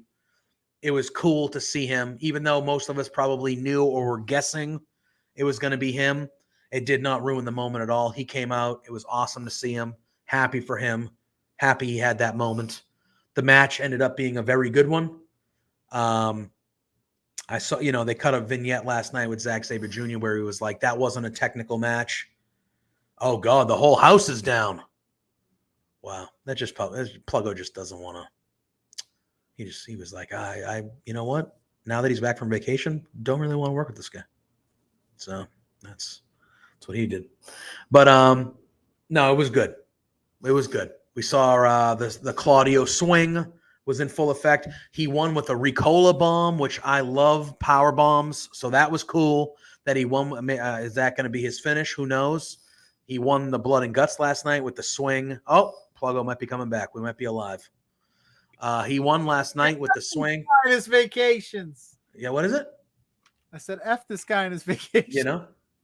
That was weird. No, like I don't know what the just happened, but like Mrs. Pluggo like runs downstairs. She goes, "Did you just get kicked off your stream?" And I was like, "I think so. Some goofy stuff was happening." She's like, "Everything's off." Like the whole and then like the power flickered. And I was like, "What the is going on?" That's what happens when you open the forbidden door, dude. Yeah. Well, but Carl, if you suited up, man, you're more than welcome to hop in. Yeah. We got a couple more matches to go through here, and then we're going to talk some money in the bank. Some money in the bank. Speak of the devil, here he comes. Huh? Here he comes. He's in the back. Carl is here. There he is, filling in like big brothers do. So I can go home now?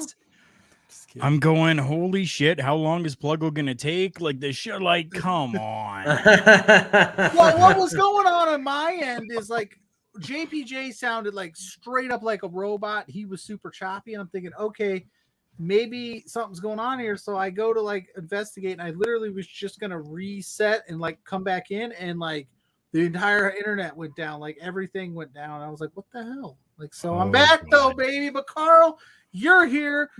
You're here to say today. I'm not gonna be that type of player that boots you, like Charlie Conway and D2. You know, you can have my spot, but I'm gonna stay. But you can have my spot. You can come talk Forbidden Door with us. Okay. Yeah. No, that's cool. I appreciate that. I just you never know what's gonna happen on between two beers. No. Yeah. So while you were gone, Pluggo, I was talking about Claudio and his debut and how great of a moment that was for him. I'm glad he got that moment with that pop and just the adoration of that crowd, as he deserved that. I thought the match itself would have got a bigger pop. What is it? Brie Bella would have got a bigger pop. Yeah, maybe not by me. But I'm glad he got that moment. I thought the match was pretty solid. It wasn't the typical Zack Sabre Jr. match you see, but I did think Zack Sabre Jr. did his typical offense. His transitions from move to move is just like, it's something else. It's something else to watch. You know, it's not something that I like him as a wrestler. It's not something that I don't think I could watch over and over and over again. It's a different type of wrestling, the way he does his stuff. But when you see it, it's truly amazing to watch because nobody else wrestles that way. Literally, nobody else wrestles that way. And I thought they had a good match. I was going into it, I was like, well, if Claudio's debuting, he's not going to lose. But then eventually, if you want to have the Zack Sabre Jr. versus Bryan Danielson match down the line, hopefully if Bryan is healthy, are you really going to have him say, oh, this is a match for the best technical wrestler in the world, even though I lost to the guy that replaced you, type of thing. But they played it off pretty well last night on Dynamite, where Sabre Jr. had a vignette and he said, that what the hell was that? I was promised a technical match, and that wasn't a technical match. So they kind of worked their way around it in a proper way, I feel like. But I thought overall the match was really good. I'm glad Claudio got the win. I love the powerbomb. I love the powerbomb finish, the Ricola bomb. I love that.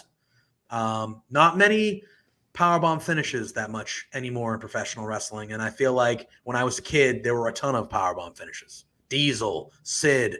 I'm only going to name those two, but there were way more.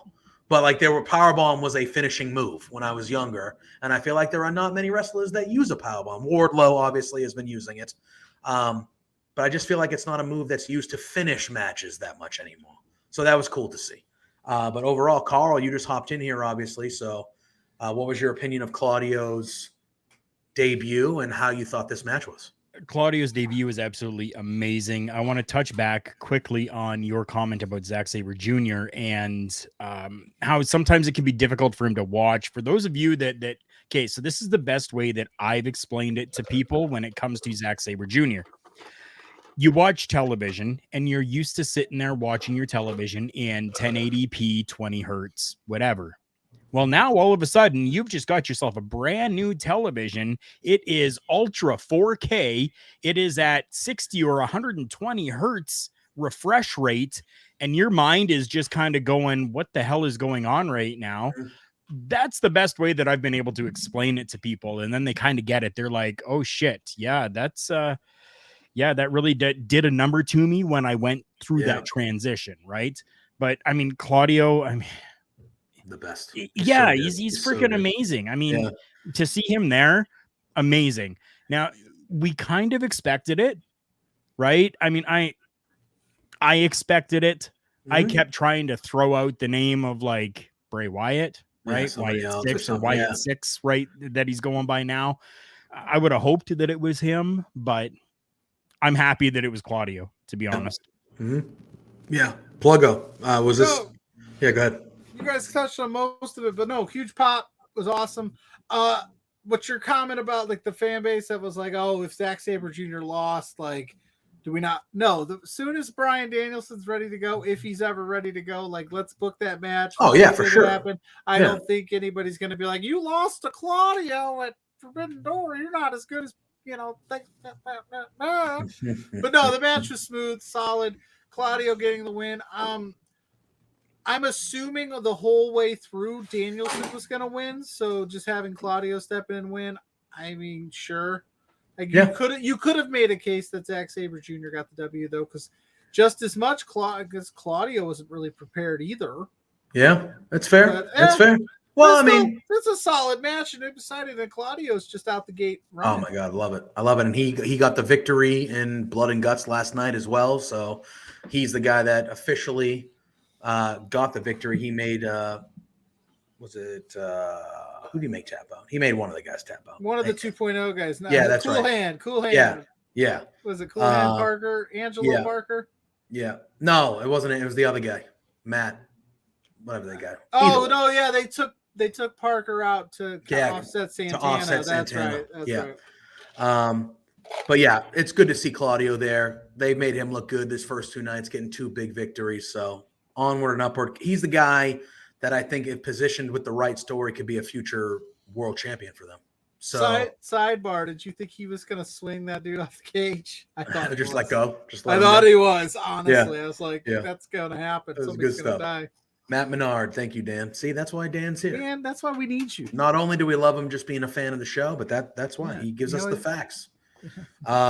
We then had the Fatal 4-Way. DJ, who held the world title in 1927. Daddy Magic, that's right. Daddy Magic. Daddy Magic, baby. Matt Menard. We had the 4-Way for the IWGP World Heavyweight Championship match. It was Jay White versus Hangman Adam Page versus Adam Cole Baby versus the Rainmaker Kazuchika Okada.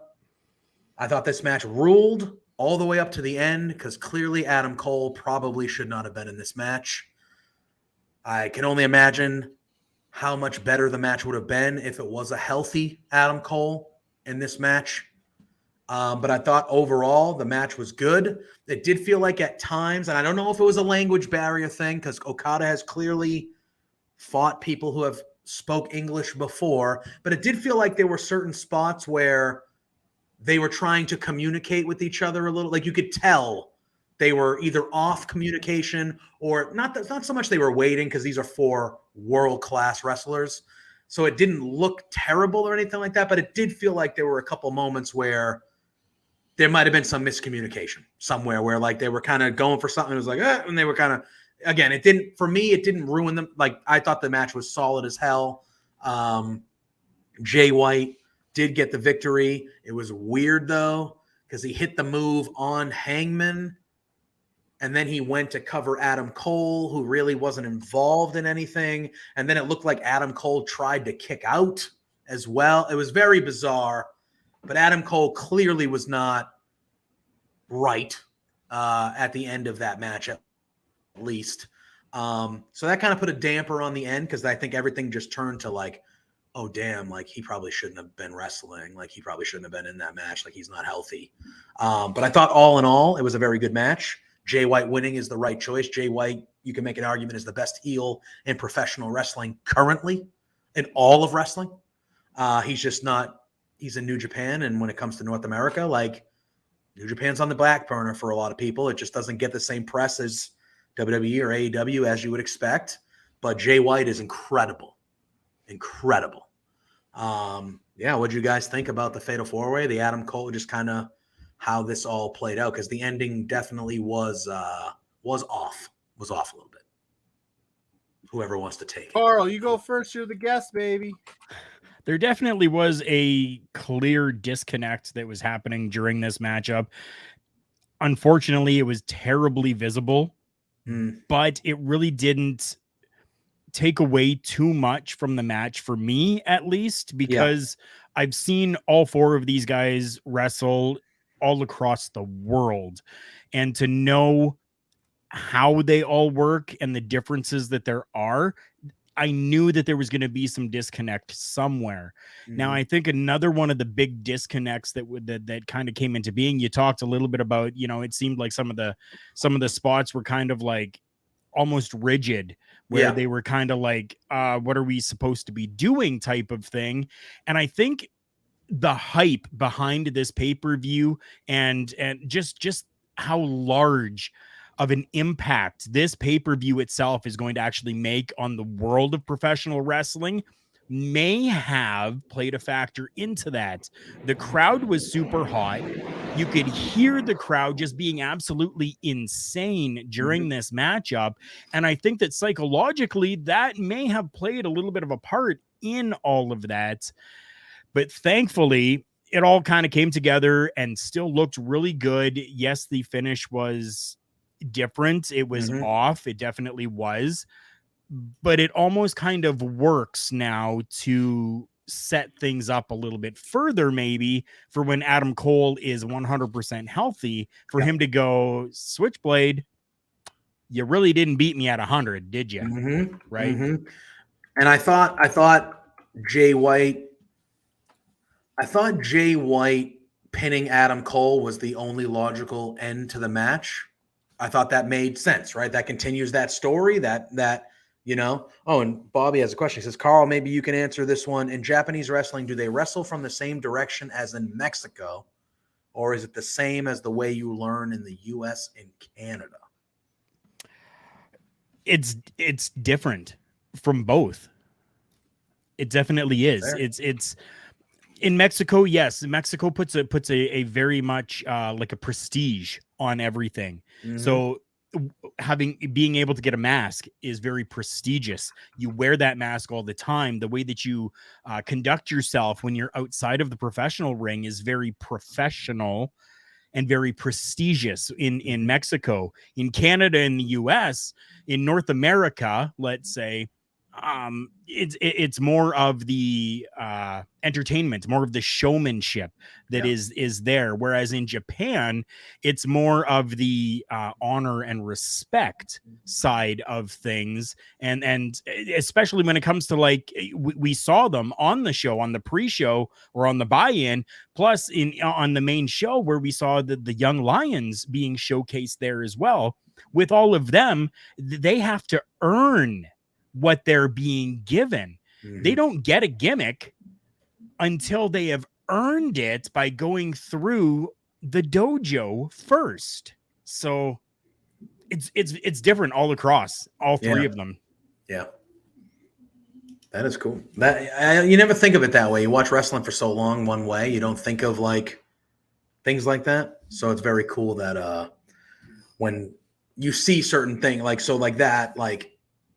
I've been only watching United States, North American wrestling my whole life, basically, right? So I'm just assumed like, oh, this is how it's always, like, this is just how it is. Right. And then you see other things and you're like, oh, they do it completely different. There you go. Dan says, Timothy Thatcher, when he went to Noah, said in Japan, wrestling was considered a sport as opposed to the US where it's considered sports entertainment. Fake. You know? What is that? That fake sports stuff? Entertainment. That fake stuff? I got All that right. today. We then get to the main event of the evening.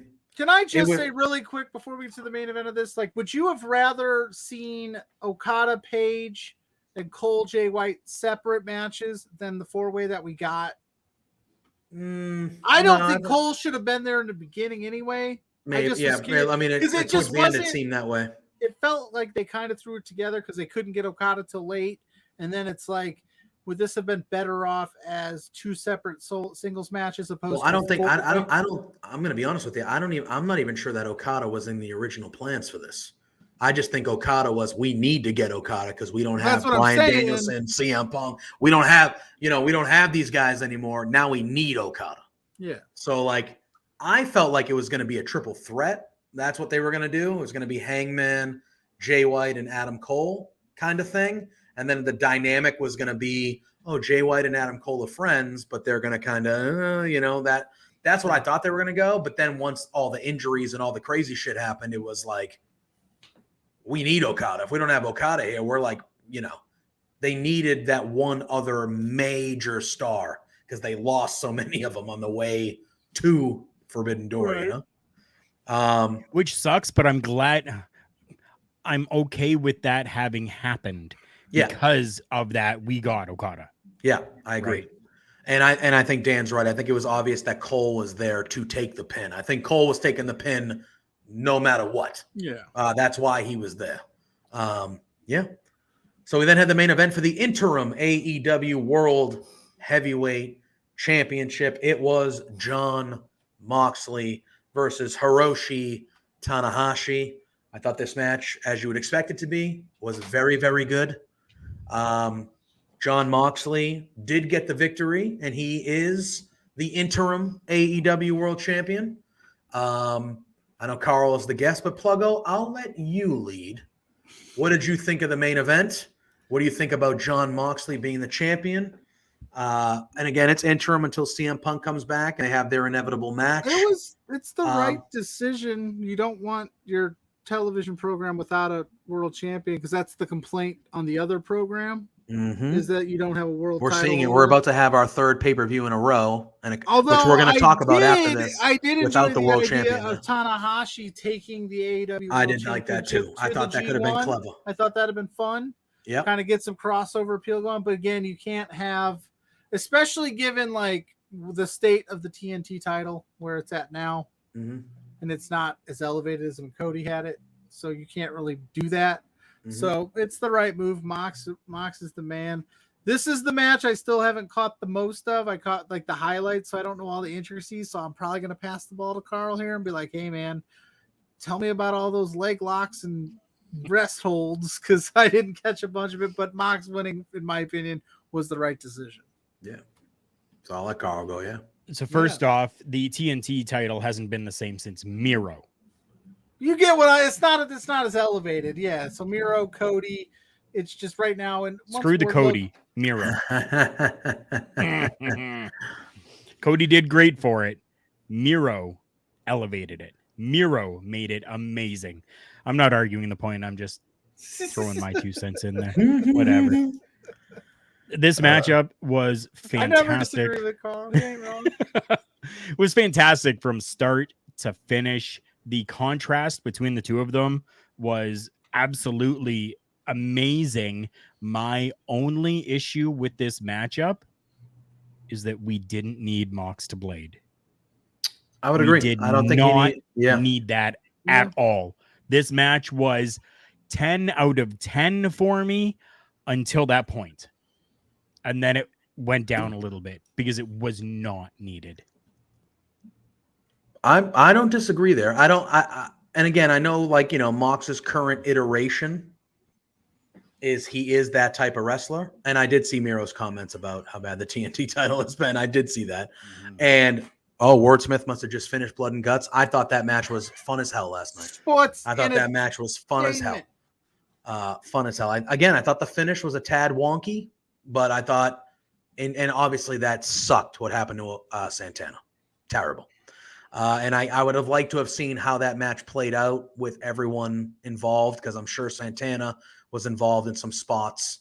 But I thought, all in all, they gave him the whole second hour of the show, and I thought it was entertaining as hell, fun as hell.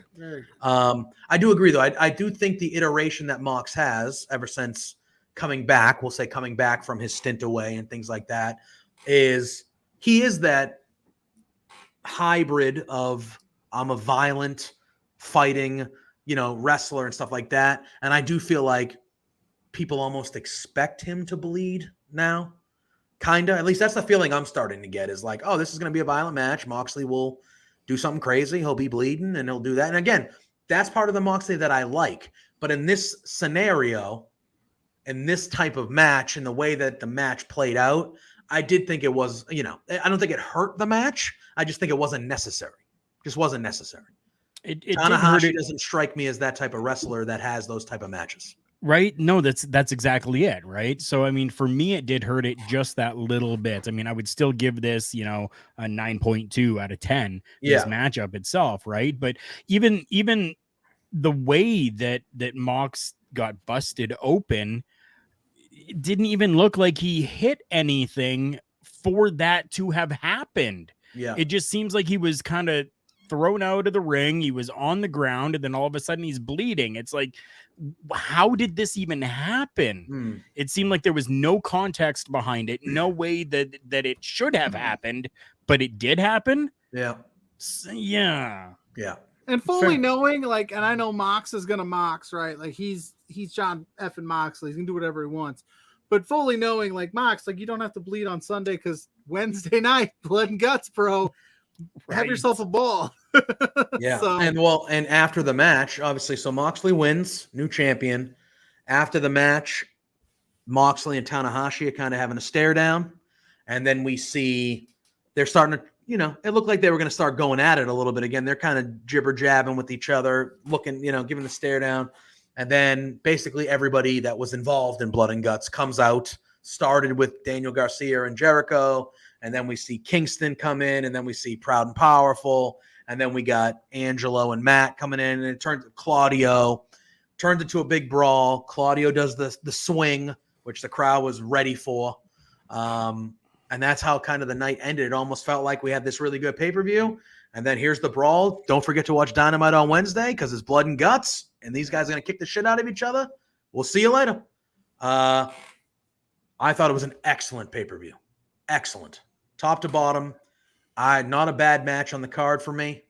I just thought it was really good. And I felt like everyone was super duper excited about it. Then the injury stuff happened and everyone was kind of like, oh God, are the injuries going to ruin this pay-per-view? Like that was kind of the narrative are the injuries going to really make this not as special as it should be? And to an extent, obviously we would have loved Danielson and Punk to be there. That would have made even more poetic sense of those guys being there.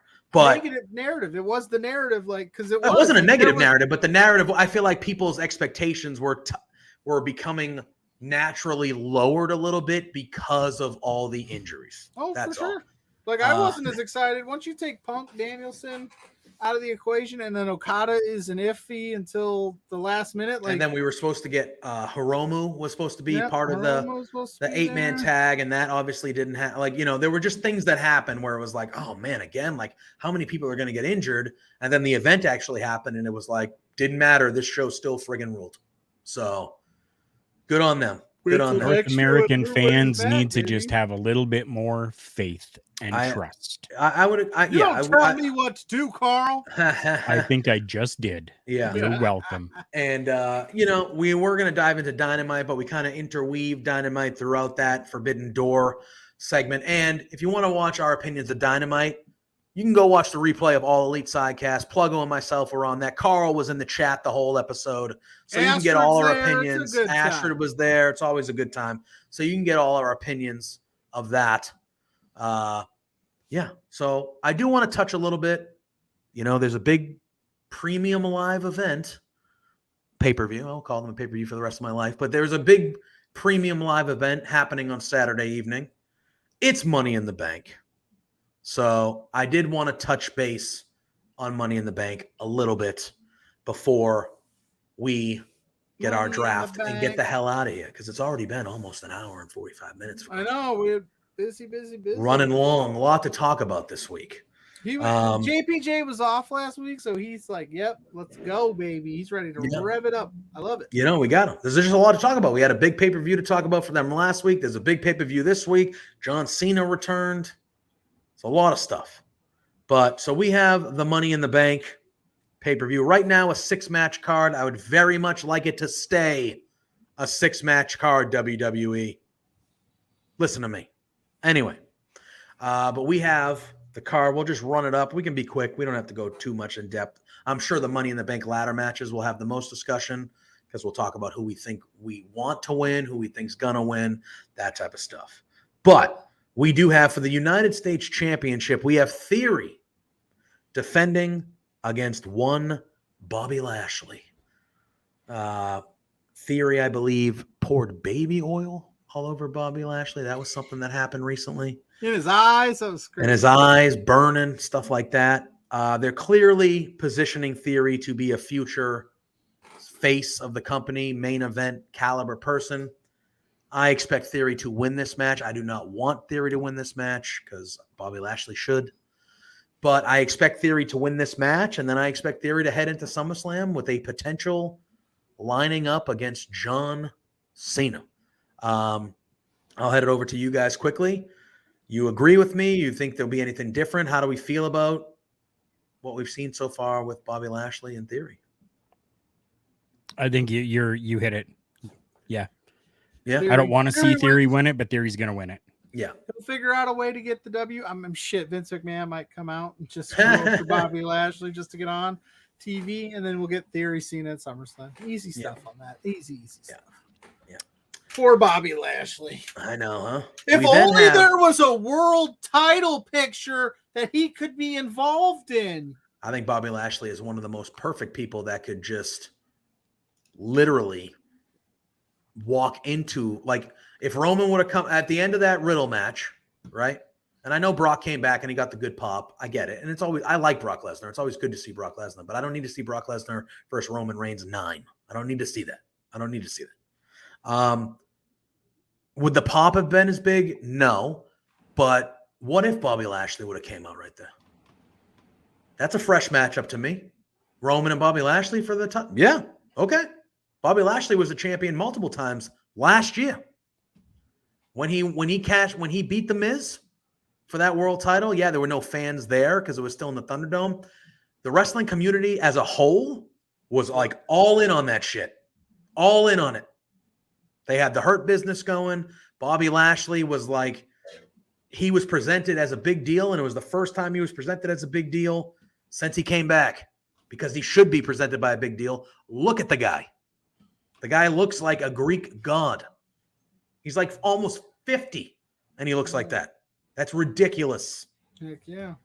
But I digress. He's going to be losing to Theory on Saturday night. We then have the undisputed WWE Tag Team Championship match with the Usos defending against the Street Profits. I expect this match to be a very good one. These are two very good tag teams. But again, I expect the Usos to retain. I don't think the Street Profits I don't think they have much of a chance of winning. However, small prediction, I think there's a chance that if the Street Profits lose, we see Montez Ford potentially turn or leave, because that boy has been getting in some shape. Because Montez Ford's arms are about 6 times bigger than they were 4 months ago. And that guy looks like he's getting ready for a singles push, as he should, if they break them up. I like the Street Profits. So if you want to keep them together, I'm all cool with that, because I like the Street Profits. I like Angelo Dawkins too. But Montez Ford, I think a lot of people have been saying, like, that guy got single star all over him. A couple years down the line, I want that heel couple of Bianca Belair and Montez Ford as heels, both as champions, running Raw or running SmackDown. I want it. Cocky, but you don't do better than everybody. No, not now. Dawkins turns on. I'm okay with that too, because I don't want Dawkins to be forgotten about. It keeps Ford as a face for a while. Yes, He's still I'm okay with that too. Dawkins is then in an important feud where he can get over too, and then you split them up, and then I think that's where you go. It just feels to me, at least from just looking, that Montez Ford is physically building towards something. Yeah, and for sure. That's what it feels like. But I think with this match, I think it's the Usos all day. I think a lot of the matches, besides the Money in the Bank matches, are pretty self-explanatory of who's going to win. I don't think we're going to see any shockers. Would it be nice to be surprised? Yeah. But I don't, they usually don't do that a ton. So, but I got the Usos here. I got them too, 100%.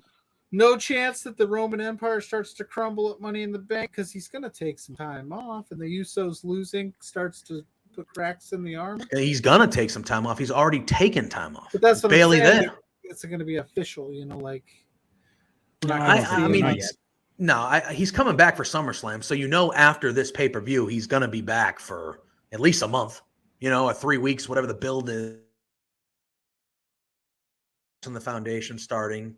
I think the crack in the foundation was originally supposed to be Cody winning that belt at SummerSlam. I think that's what was going to happen. But we'll see what they do. I don't think Brock's going to beat him for it, although with WWE, he could. Brock wins a lot. So you never know. But in case of emergency, call Brock. Break glass and call Brock. So I wouldn't be shocked if Brock wins. Or we'll talk about it when we get to the Money in the Bank. Maybe something else happens. We then get the match that I don't give one single shit about, and that is the SmackDown Women's Championship match. Ronda Rousey, who I could care less about, defending the championship against Natalya, who I could care even less about. Nothing. That is not a personal thing. Natalya, one of the all-time greats. Great in ring. What has WWE done to make her matter to me at all? Besides her always winning these. You know how we say in AEW, like Nyla Rose is always the first challenger? Yep. Natalya is always the first challenger. Oh, we got a new champ or someone just came back? Natalya. She'll have a good match. She's safe. She'll make them look great. Natalya. But the problem is you don't involve Natalya in anything of importance until you throw her in this match. So it's like, oh, Natalya? Yeah, she's got no fucking chance whatsoever. So why do I care about this? And then you have Ronda Rousey, who I'll be respectful, and I'll just use the word lackluster. I could say worse things, but her return has been lackluster. Lackluster to me. I could care less about this match, but Ronda Rousey is not losing this match. So I'll hand it off. There you go. There's my piece. But that's how I feel about this. As a proud Canadian, Carl, how do you feel? Sorry. I know you like Natalya. I like her too as a wrestler. WWE creative and booking, bullshit. Doesn't matter. You're right. Yep. WWE has done absolute shit for Natalya to the point where she has had to go with her sister onto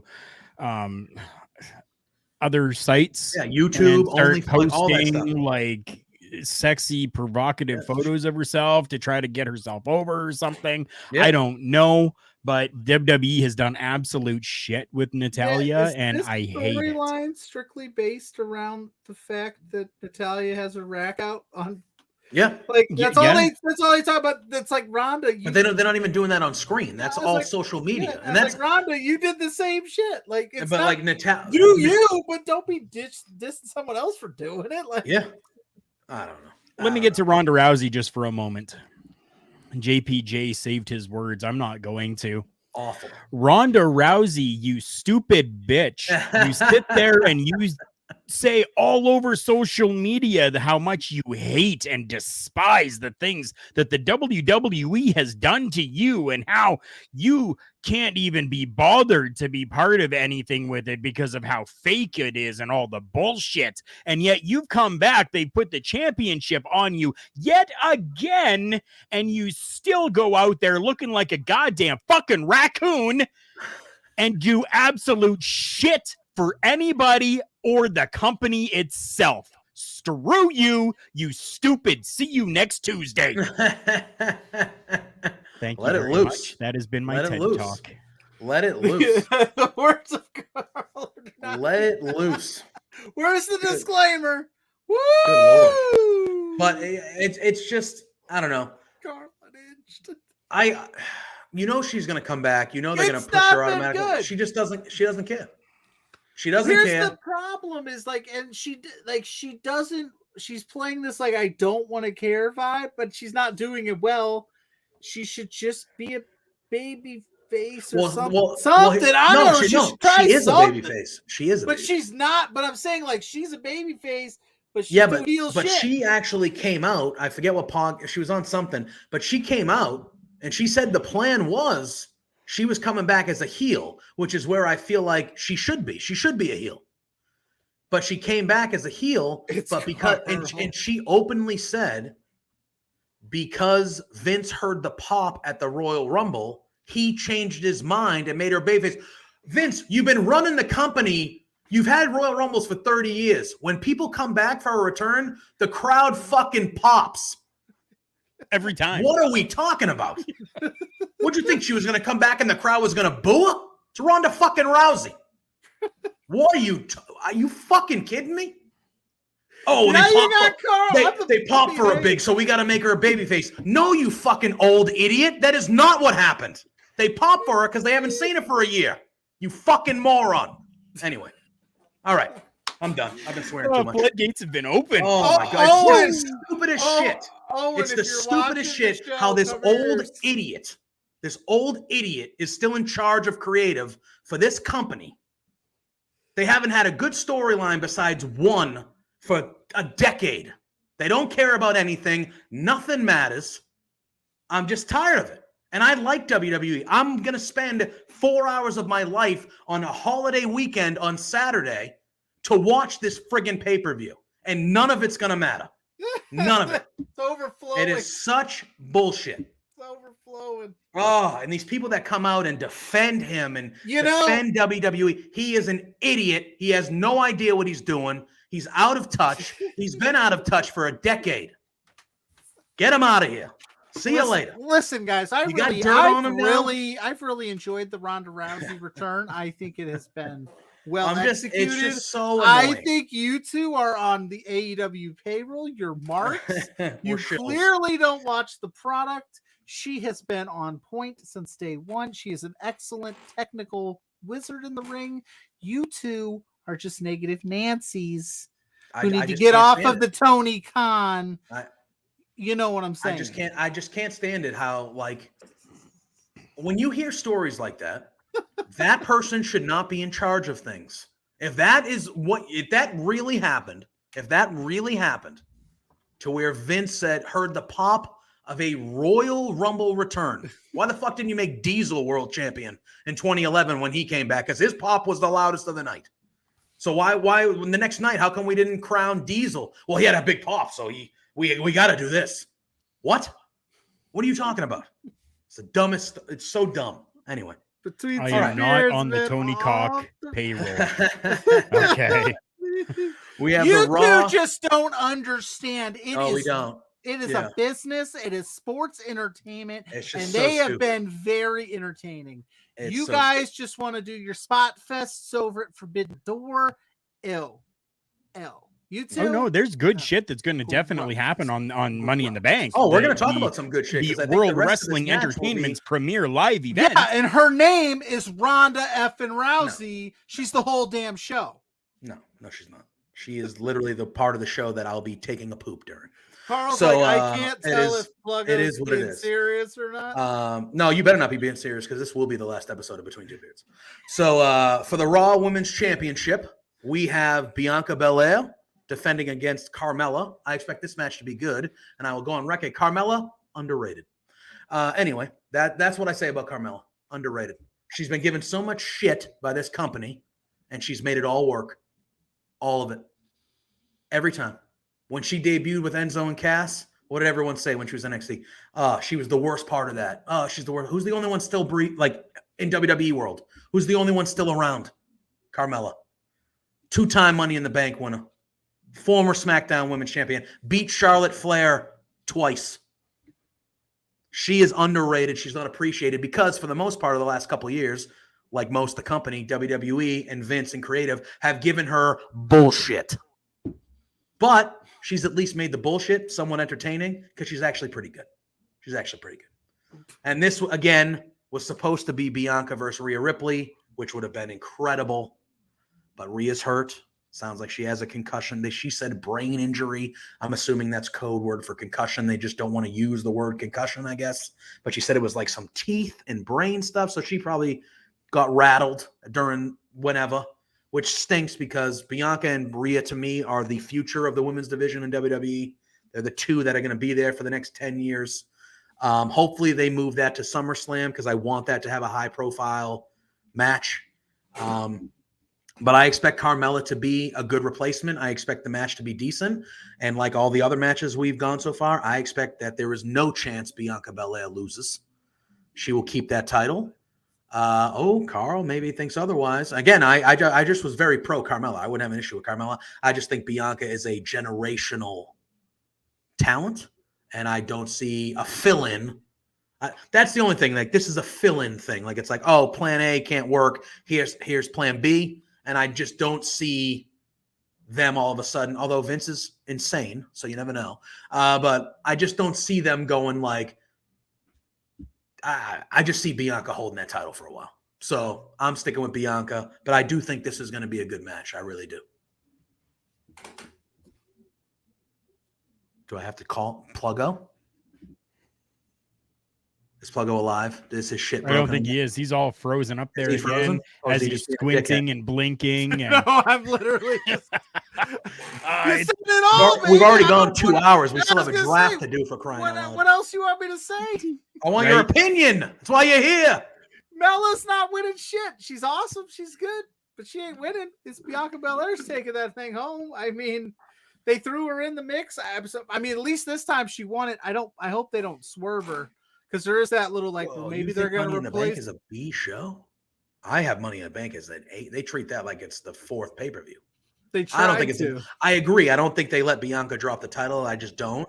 But I don't think Money in the Bank is a B show by any means. And that is true. But that was a multi-man. That's different. That's a multi-man ladder match. That anything, the circumstances of that. And I agree. I was at that WrestleMania.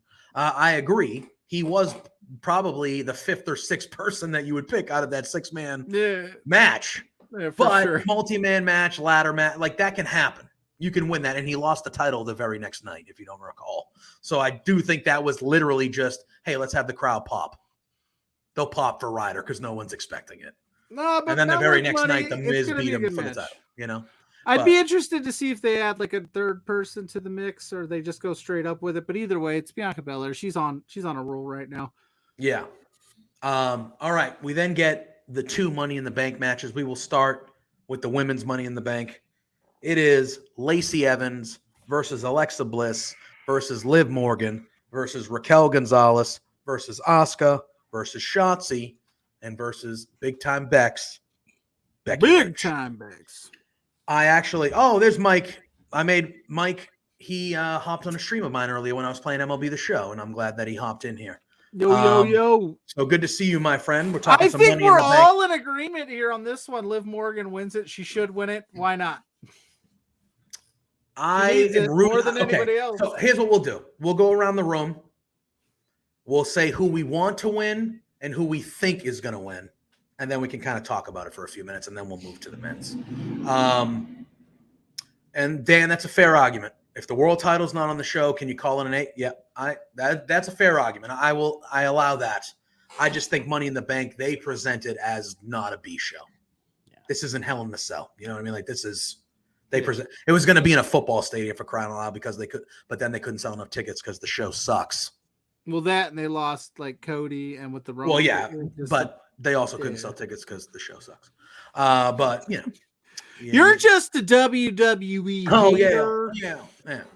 All right, so I'll let Carl go first. Who you want to win and who you think is going to win, and then we'll do that first, and then we'll discuss. Who I want to win, obviously, Liv Morgan. Who's going to win?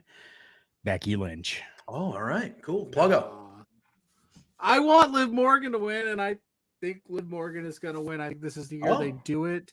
Becky doesn't need it. I know that argument doesn't work with Money in the Bank, but I feel like Hey, Bobby. Becky can get there. Becky can get there in other ways. I'm just not. I want to see them because they need to let her hold it too for a while. Yeah.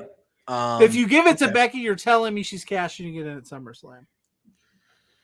I want Liv Morgan to win as well. So, Pluggo, you were not wrong. I think we are all in agreement that we want Liv Morgan to win. However, I am deathly afraid of this, but I think this is what's going to happen. I think Lacey Evans is winning. Interesting. Lacey Evans is winning. Just came back. Yep, there you go. Dan, right there. Want Liv, will probably Lacey, if not Liv. That's where I'm at. I think Lacey Evans came back with all those vignettes. They've moved her to 3 different shows, back and forth. I think Lacey Evans is going to win. I don't want her to win. I think Shotzi would be cool. I do like them. You know who is probably besides Lacey? Alexa Bliss has a chance to win this thing too. I think a lot of people are forgetting about Alexa Bliss. Again, because for the last 2 years, the company has done dog shit with her. But if you remember when Alexa Bliss was one of the rare non-horsewomen that they made a top person, multiple-time champion, both shows, first person to be women's champion on both shows. Like, Alexa Bliss at one point was treated like a top star in the women's division. I think Alexa Bliss, she's won Money in the Bank before. She's cashed in Money in the Bank before. I'm just saying. Alexa Bliss is always going to be on top of me, or on top form. Yeah, she's one of the top, always in my books. Yeah. So I think Alexa Bliss is someone to watch out, but I think they're gonna. Obviously, Becky, to me, Becky is the biggest star in the match. Obviously, so like I understand why people would think Becky would win, but of all the people in this match that doesn't need it, it's Becky Lynch. Yeah, it's true. A promotional poster. Well, they might be the two winners. Right. But I think the story they're telling is that Becky Lynch can't catch a break, and that eventually she's going to become the man again. And I think that's where they're heading. And her winning Money in the Bank, I think, kind of goes away from that direction. So I think she's not going to win. And I'm going with, sadly, I think Lacey Evans is going to win, but I want Liv, and I would be perfectly okay in either scenario with Alexa Bliss. I mean, before we move on, I do want to say, I do like the mix of women in this match. Because you got the bona fide stars and Becky Lynch, Asuka, and Alexa Bliss. I would still throw her up there. You have the veterans who are former champions. Everyone respects, knows, and loves. And then you have Liv Morgan, who's the one that like everyone's like, why haven't they given her that push yet? For years we've been saying this. And then you have the newer people, Shotzi. This is a really first real high profile match for Shotzi on the main roster. Lacey Evans just coming back from a long layoff, having a baby. Raquel Rodriguez, she had that match with Ronda on SmackDown, which was actually probably Ronda's best match since coming back. But it was a good match. But like, this is a high profile. She could win. This is a high profile match. So I like the mix of like new blood, stars, old people, like, not old people, but old, like veterans. Like, it's a really good mix. Them grandmas. Yeah, it's a really good mix. I like the women involved in that match. I think it sets up for a fun environment of new people, old people. Like, I like it. I like it a lot. But I think we're in agreement. We all want Liv. Carl's going with Becky. You're going with Liv all the way around, Pluggo. I'm going with Lacey. I hope I'm wrong. I actually hope I'm wrong. But we'll see. All right. We then get the men's Money in the Bank ladder match. We have Seth Rollins, Sheamus, Drew McIntyre, Omos, Sami Zayn, Riddle, and then according to this, it says versus a TBA. So there's going to be someone else that they haven't announced yet. Well, they better announce them at least tomorrow night. Marco Stunt. Yeah, I bet. Hell yeah. So we'll go the opposite way. Pluggo, I'll let you start. Who do you want to win, and who do you think is going to win? Riddle. I think I want him to win, but I think they're going to give it to Seth unless that TBA is something just out of this world. So, because I think Riddle would have the most fun with it, and I'd like the idea of him forgetting he has it just a lot. Like, oh yeah, bro, I forgot about this thing. Yeah. I should cash that in, man. Yeah. Randy, what do you think? Like, but I think Seth would make the most sense given if you're gonna go Brock and Roman at SummerSlam. He's the most realistic to pull it off, I guess, because he could do it again. I do think that of the two Money in the Bank ladder matches, the men's one is harder to pick. I think, to me, it is, at least. I know a lot of people are probably going to go with Seth, but I do think it's, people, Drew McIntyre. Look, even in the chat, we have Seth, Sammy, Sheamus, Drew McIntyre, former world champion, Riddle. Yeah, you can't go wrong anywhere. Yeah, and I'm going this way, Dan. I'll get to that. I think that's where they're heading to. I don't know if Carl will beat me to it, but Carl, who do you want to win? Who do you think is going to win? I want Riddle to win. I think TBA is going to win. Who do you think TBA is going to be? No clue, but whoever it is, they're going to win it. It's Ronda Rousey. Doesn't matter who it is. Whoever comes out, it could be frickin' Hornswoggle. They're going to win it. TBA is going to win it. Yeah. Zach, I like where your head's at. Sami Zayn and those backstage skits and promos of holding that briefcase would be incredible. And Parrish, I don't disagree with you because the person I want to win, just like my two friends here, is Riddle. I think Riddle would be a great choice to have the briefcase. I do think Seth is going to win. I do. And then I do agree with Dan. I think they're going to have him cash in at SummerSlam during that title match and recreate that with Brock and Roman. And then I think Seth holds that title until Cody wins the Rumble and beats him for it at Mania. Oh, however they do it. I think that's the route they go. However, let me just throw this out. I'm just going to throw this out there. Hear me out. What if TBA is Cody Rhodes? Hear me out. Let me do my best Seth Rollins laugh. In the John Cena theme, please. Can you do it in the John Cena theme like you did on Raw? Because that was amazing. I love that. Cody Rhodes just wrestled a 30-minute match with a torn pec inside Hell in a Cell against Seth Rollins. Okay? He had surgery. He's recovering. He was on Raw. He cut a promo on Raw, a vignette promo, and he said he talked about the Money in the Bank match. He mentioned Seth, and he said if Seth ends up winning it, I'll be there to congratulate him. That's what he said.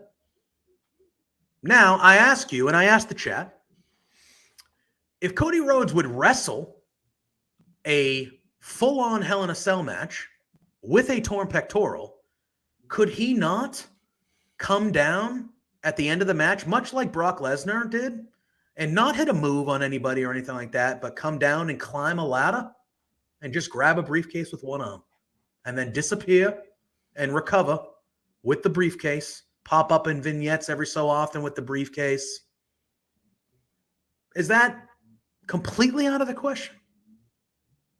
No. I don't think it's going to happen. I just want to throw it out there. Cody Rhodes is crazier shit is that. I'm just saying, because I didn't want Cody Rhodes to go the route of winning Money in the Bank, even if he was healthy. I just want, he's won 3 big matches, have him win the Rumble. You just present him as a star, and he doesn't need to win a fucking prop to become the champion. Like, he doesn't need that. I didn't want him to win it, even if he was healthy. But with this current scenario, and knowing that he's going to be out until the Rumble, most likely, he either can come back and win the Rumble, which is most likely the thing they'll do, and I don't hate that at all. It's what it should be. But would it be that out of the realm of possibility for Cody to come out and just be that last person, just steal or take the briefcase and just be like Wartsmith said, smile, give that Cody smile and be like, I'll see you later. I got this now. I'll see you when I'm healthy. Boom. You know? I'm just saying. I just want to throw it out there because I did notice at the end of that promo on Monday when he was asked, like, what if Seth, or when he mentioned Seth, and he goes, oh, Seth could win. And then he said, if he is, I'll be the first in line there to congratulate him. And that was just, to me, I was like, oh, you're going to be there, huh? Like, and then, that's just what I thought. That's just what I thought. So I just wanted to throw that out there. But I do think Seth will win. I think Seth eventually cashes in, and I do think Cody wins the Rumble. And then the match for the 4th time at Mania next year is Cody and Seth for the world title. And then you can do your Roman and Rock, and there's no title involved. And that's probably the way they go. I think that's the safest bet. But I'm just throwing it out there. So when it happens on Saturday, you can even do the Ali thing where Seth is climbing the ladder. He's going to win. He's laughing. He's doing his thing. He goes to grab the briefcase, and then you just hear, wrestling has more than one royal family. And Seth is like, and Cody comes out. Marco Stunt comes out. There it is. I'm just saying. But anyway, I digress. But all right. I'm going to say we got to end this damn show. It's been 2 hours and 15 minutes, for crying out loud. We're in overtime. We are in overtime. We are going to move the John Cena draft to next week. We're going to have the John Cena matches draft next week. We're going to have episode 1, Star Wars. Do you want to release that as a separate thing on socials this week, or do you want to hold it off till next week? What do you want to do? Doesn't matter to me. I actually watched it, so. But I know, that's what I'm saying. I feel bad. We give the people what they want next week. We'll talk about it next week. Okay. Maybe. So we're going to push the John Cena draft. Sorry, we went overtime. There was a lot of wrestling to talk about. And then we had the thing where Carl joined us because Pluggo internet decided to die from it. It's just been a packed show. It's been a packed show. But I want to thank everybody for being in the chat. Parrish, good to see you. It's been a while, my friend. Zach in the chat, Wordsmith, Dan, Bobby, all you guys. Everybody. Our new friend Mike that popped in here. I want to thank everybody. This has been a great show tonight. We did go a little bit overtime. We usually try to hit the 2-hour mark, but we went a little over. Thank you, Bobby. We appreciate that. Sure you stick around after this. Stick around because Smokes and Bobby Money Munson are waiting in the wings. We're actually cutting into their time, but that's all right. We got to get out of here. They're going to kill it. So stay here, hang out with them. What if TBA was Bray Wyatt? It could be. It could be. There are rumors that he might be coming back. My Alexa is screaming at me. Can you hear that? You hear that? All of the electronics are running wild. It's talking to me. Electronics are going wild. I think that's a good question, Parrish. It could be. The rumors are that most people think that there's a good chance he might actually end up going back, which I'm okay with, perfectly okay with. But if he goes back, can you fucking use him right, please? The guy has a once in a generation mind for professional wrestling, and you ruined him 3 times. So figure it out. Please. And on that note, Carl, plug your shit, man.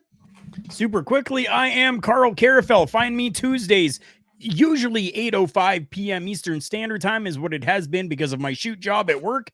Follow me on my socials at TB Talk Pod on Facebook, Instagram, and the Twitter machine, or my personal Twitter at K Carafel. That's KKARUFEL. Thank you very much and goodbye. And yeah, Bobby said use them right. Damn right. Exactly. That's all I ask. Use them right, because how do you mess up the Fiend? Goldberg. How? Well, yeah, but it's a hypothetical. It's not supposed to answer. Oh, but yes, that was the answer. That's yes. Earlier he wanted. How do you ruin most things in now professional wrestling? Goldberg. But you see the Fiend. How does that get screwed up? How? Because Pluggo, plug your shit. And Pluggo _ on Twitter, Facebook, Instagram, all the apps, TikTok, everywhere. I'm everywhere, man. You just follow that name right there. Boom, done. At B2 Beards on all the socials as well. TikTok, Instagram, Facebook, Twitter, all that. Stay tuned to our socials because JPJ and I are talking about maybe some surprise streams. We're gonna maybe coming up with some cool ideas. So be on the lookout. Some stuff. So make sure you're following all our socials that you'll never miss any of these shows because we tweet them out like crazy. And, follow at Love Wrestling CA because you can also get all of our show information there as well. Correct. You can find me at Joseph_Poulin Jr. right there at JPJ Loves Wrestling on Twitch, Facebook.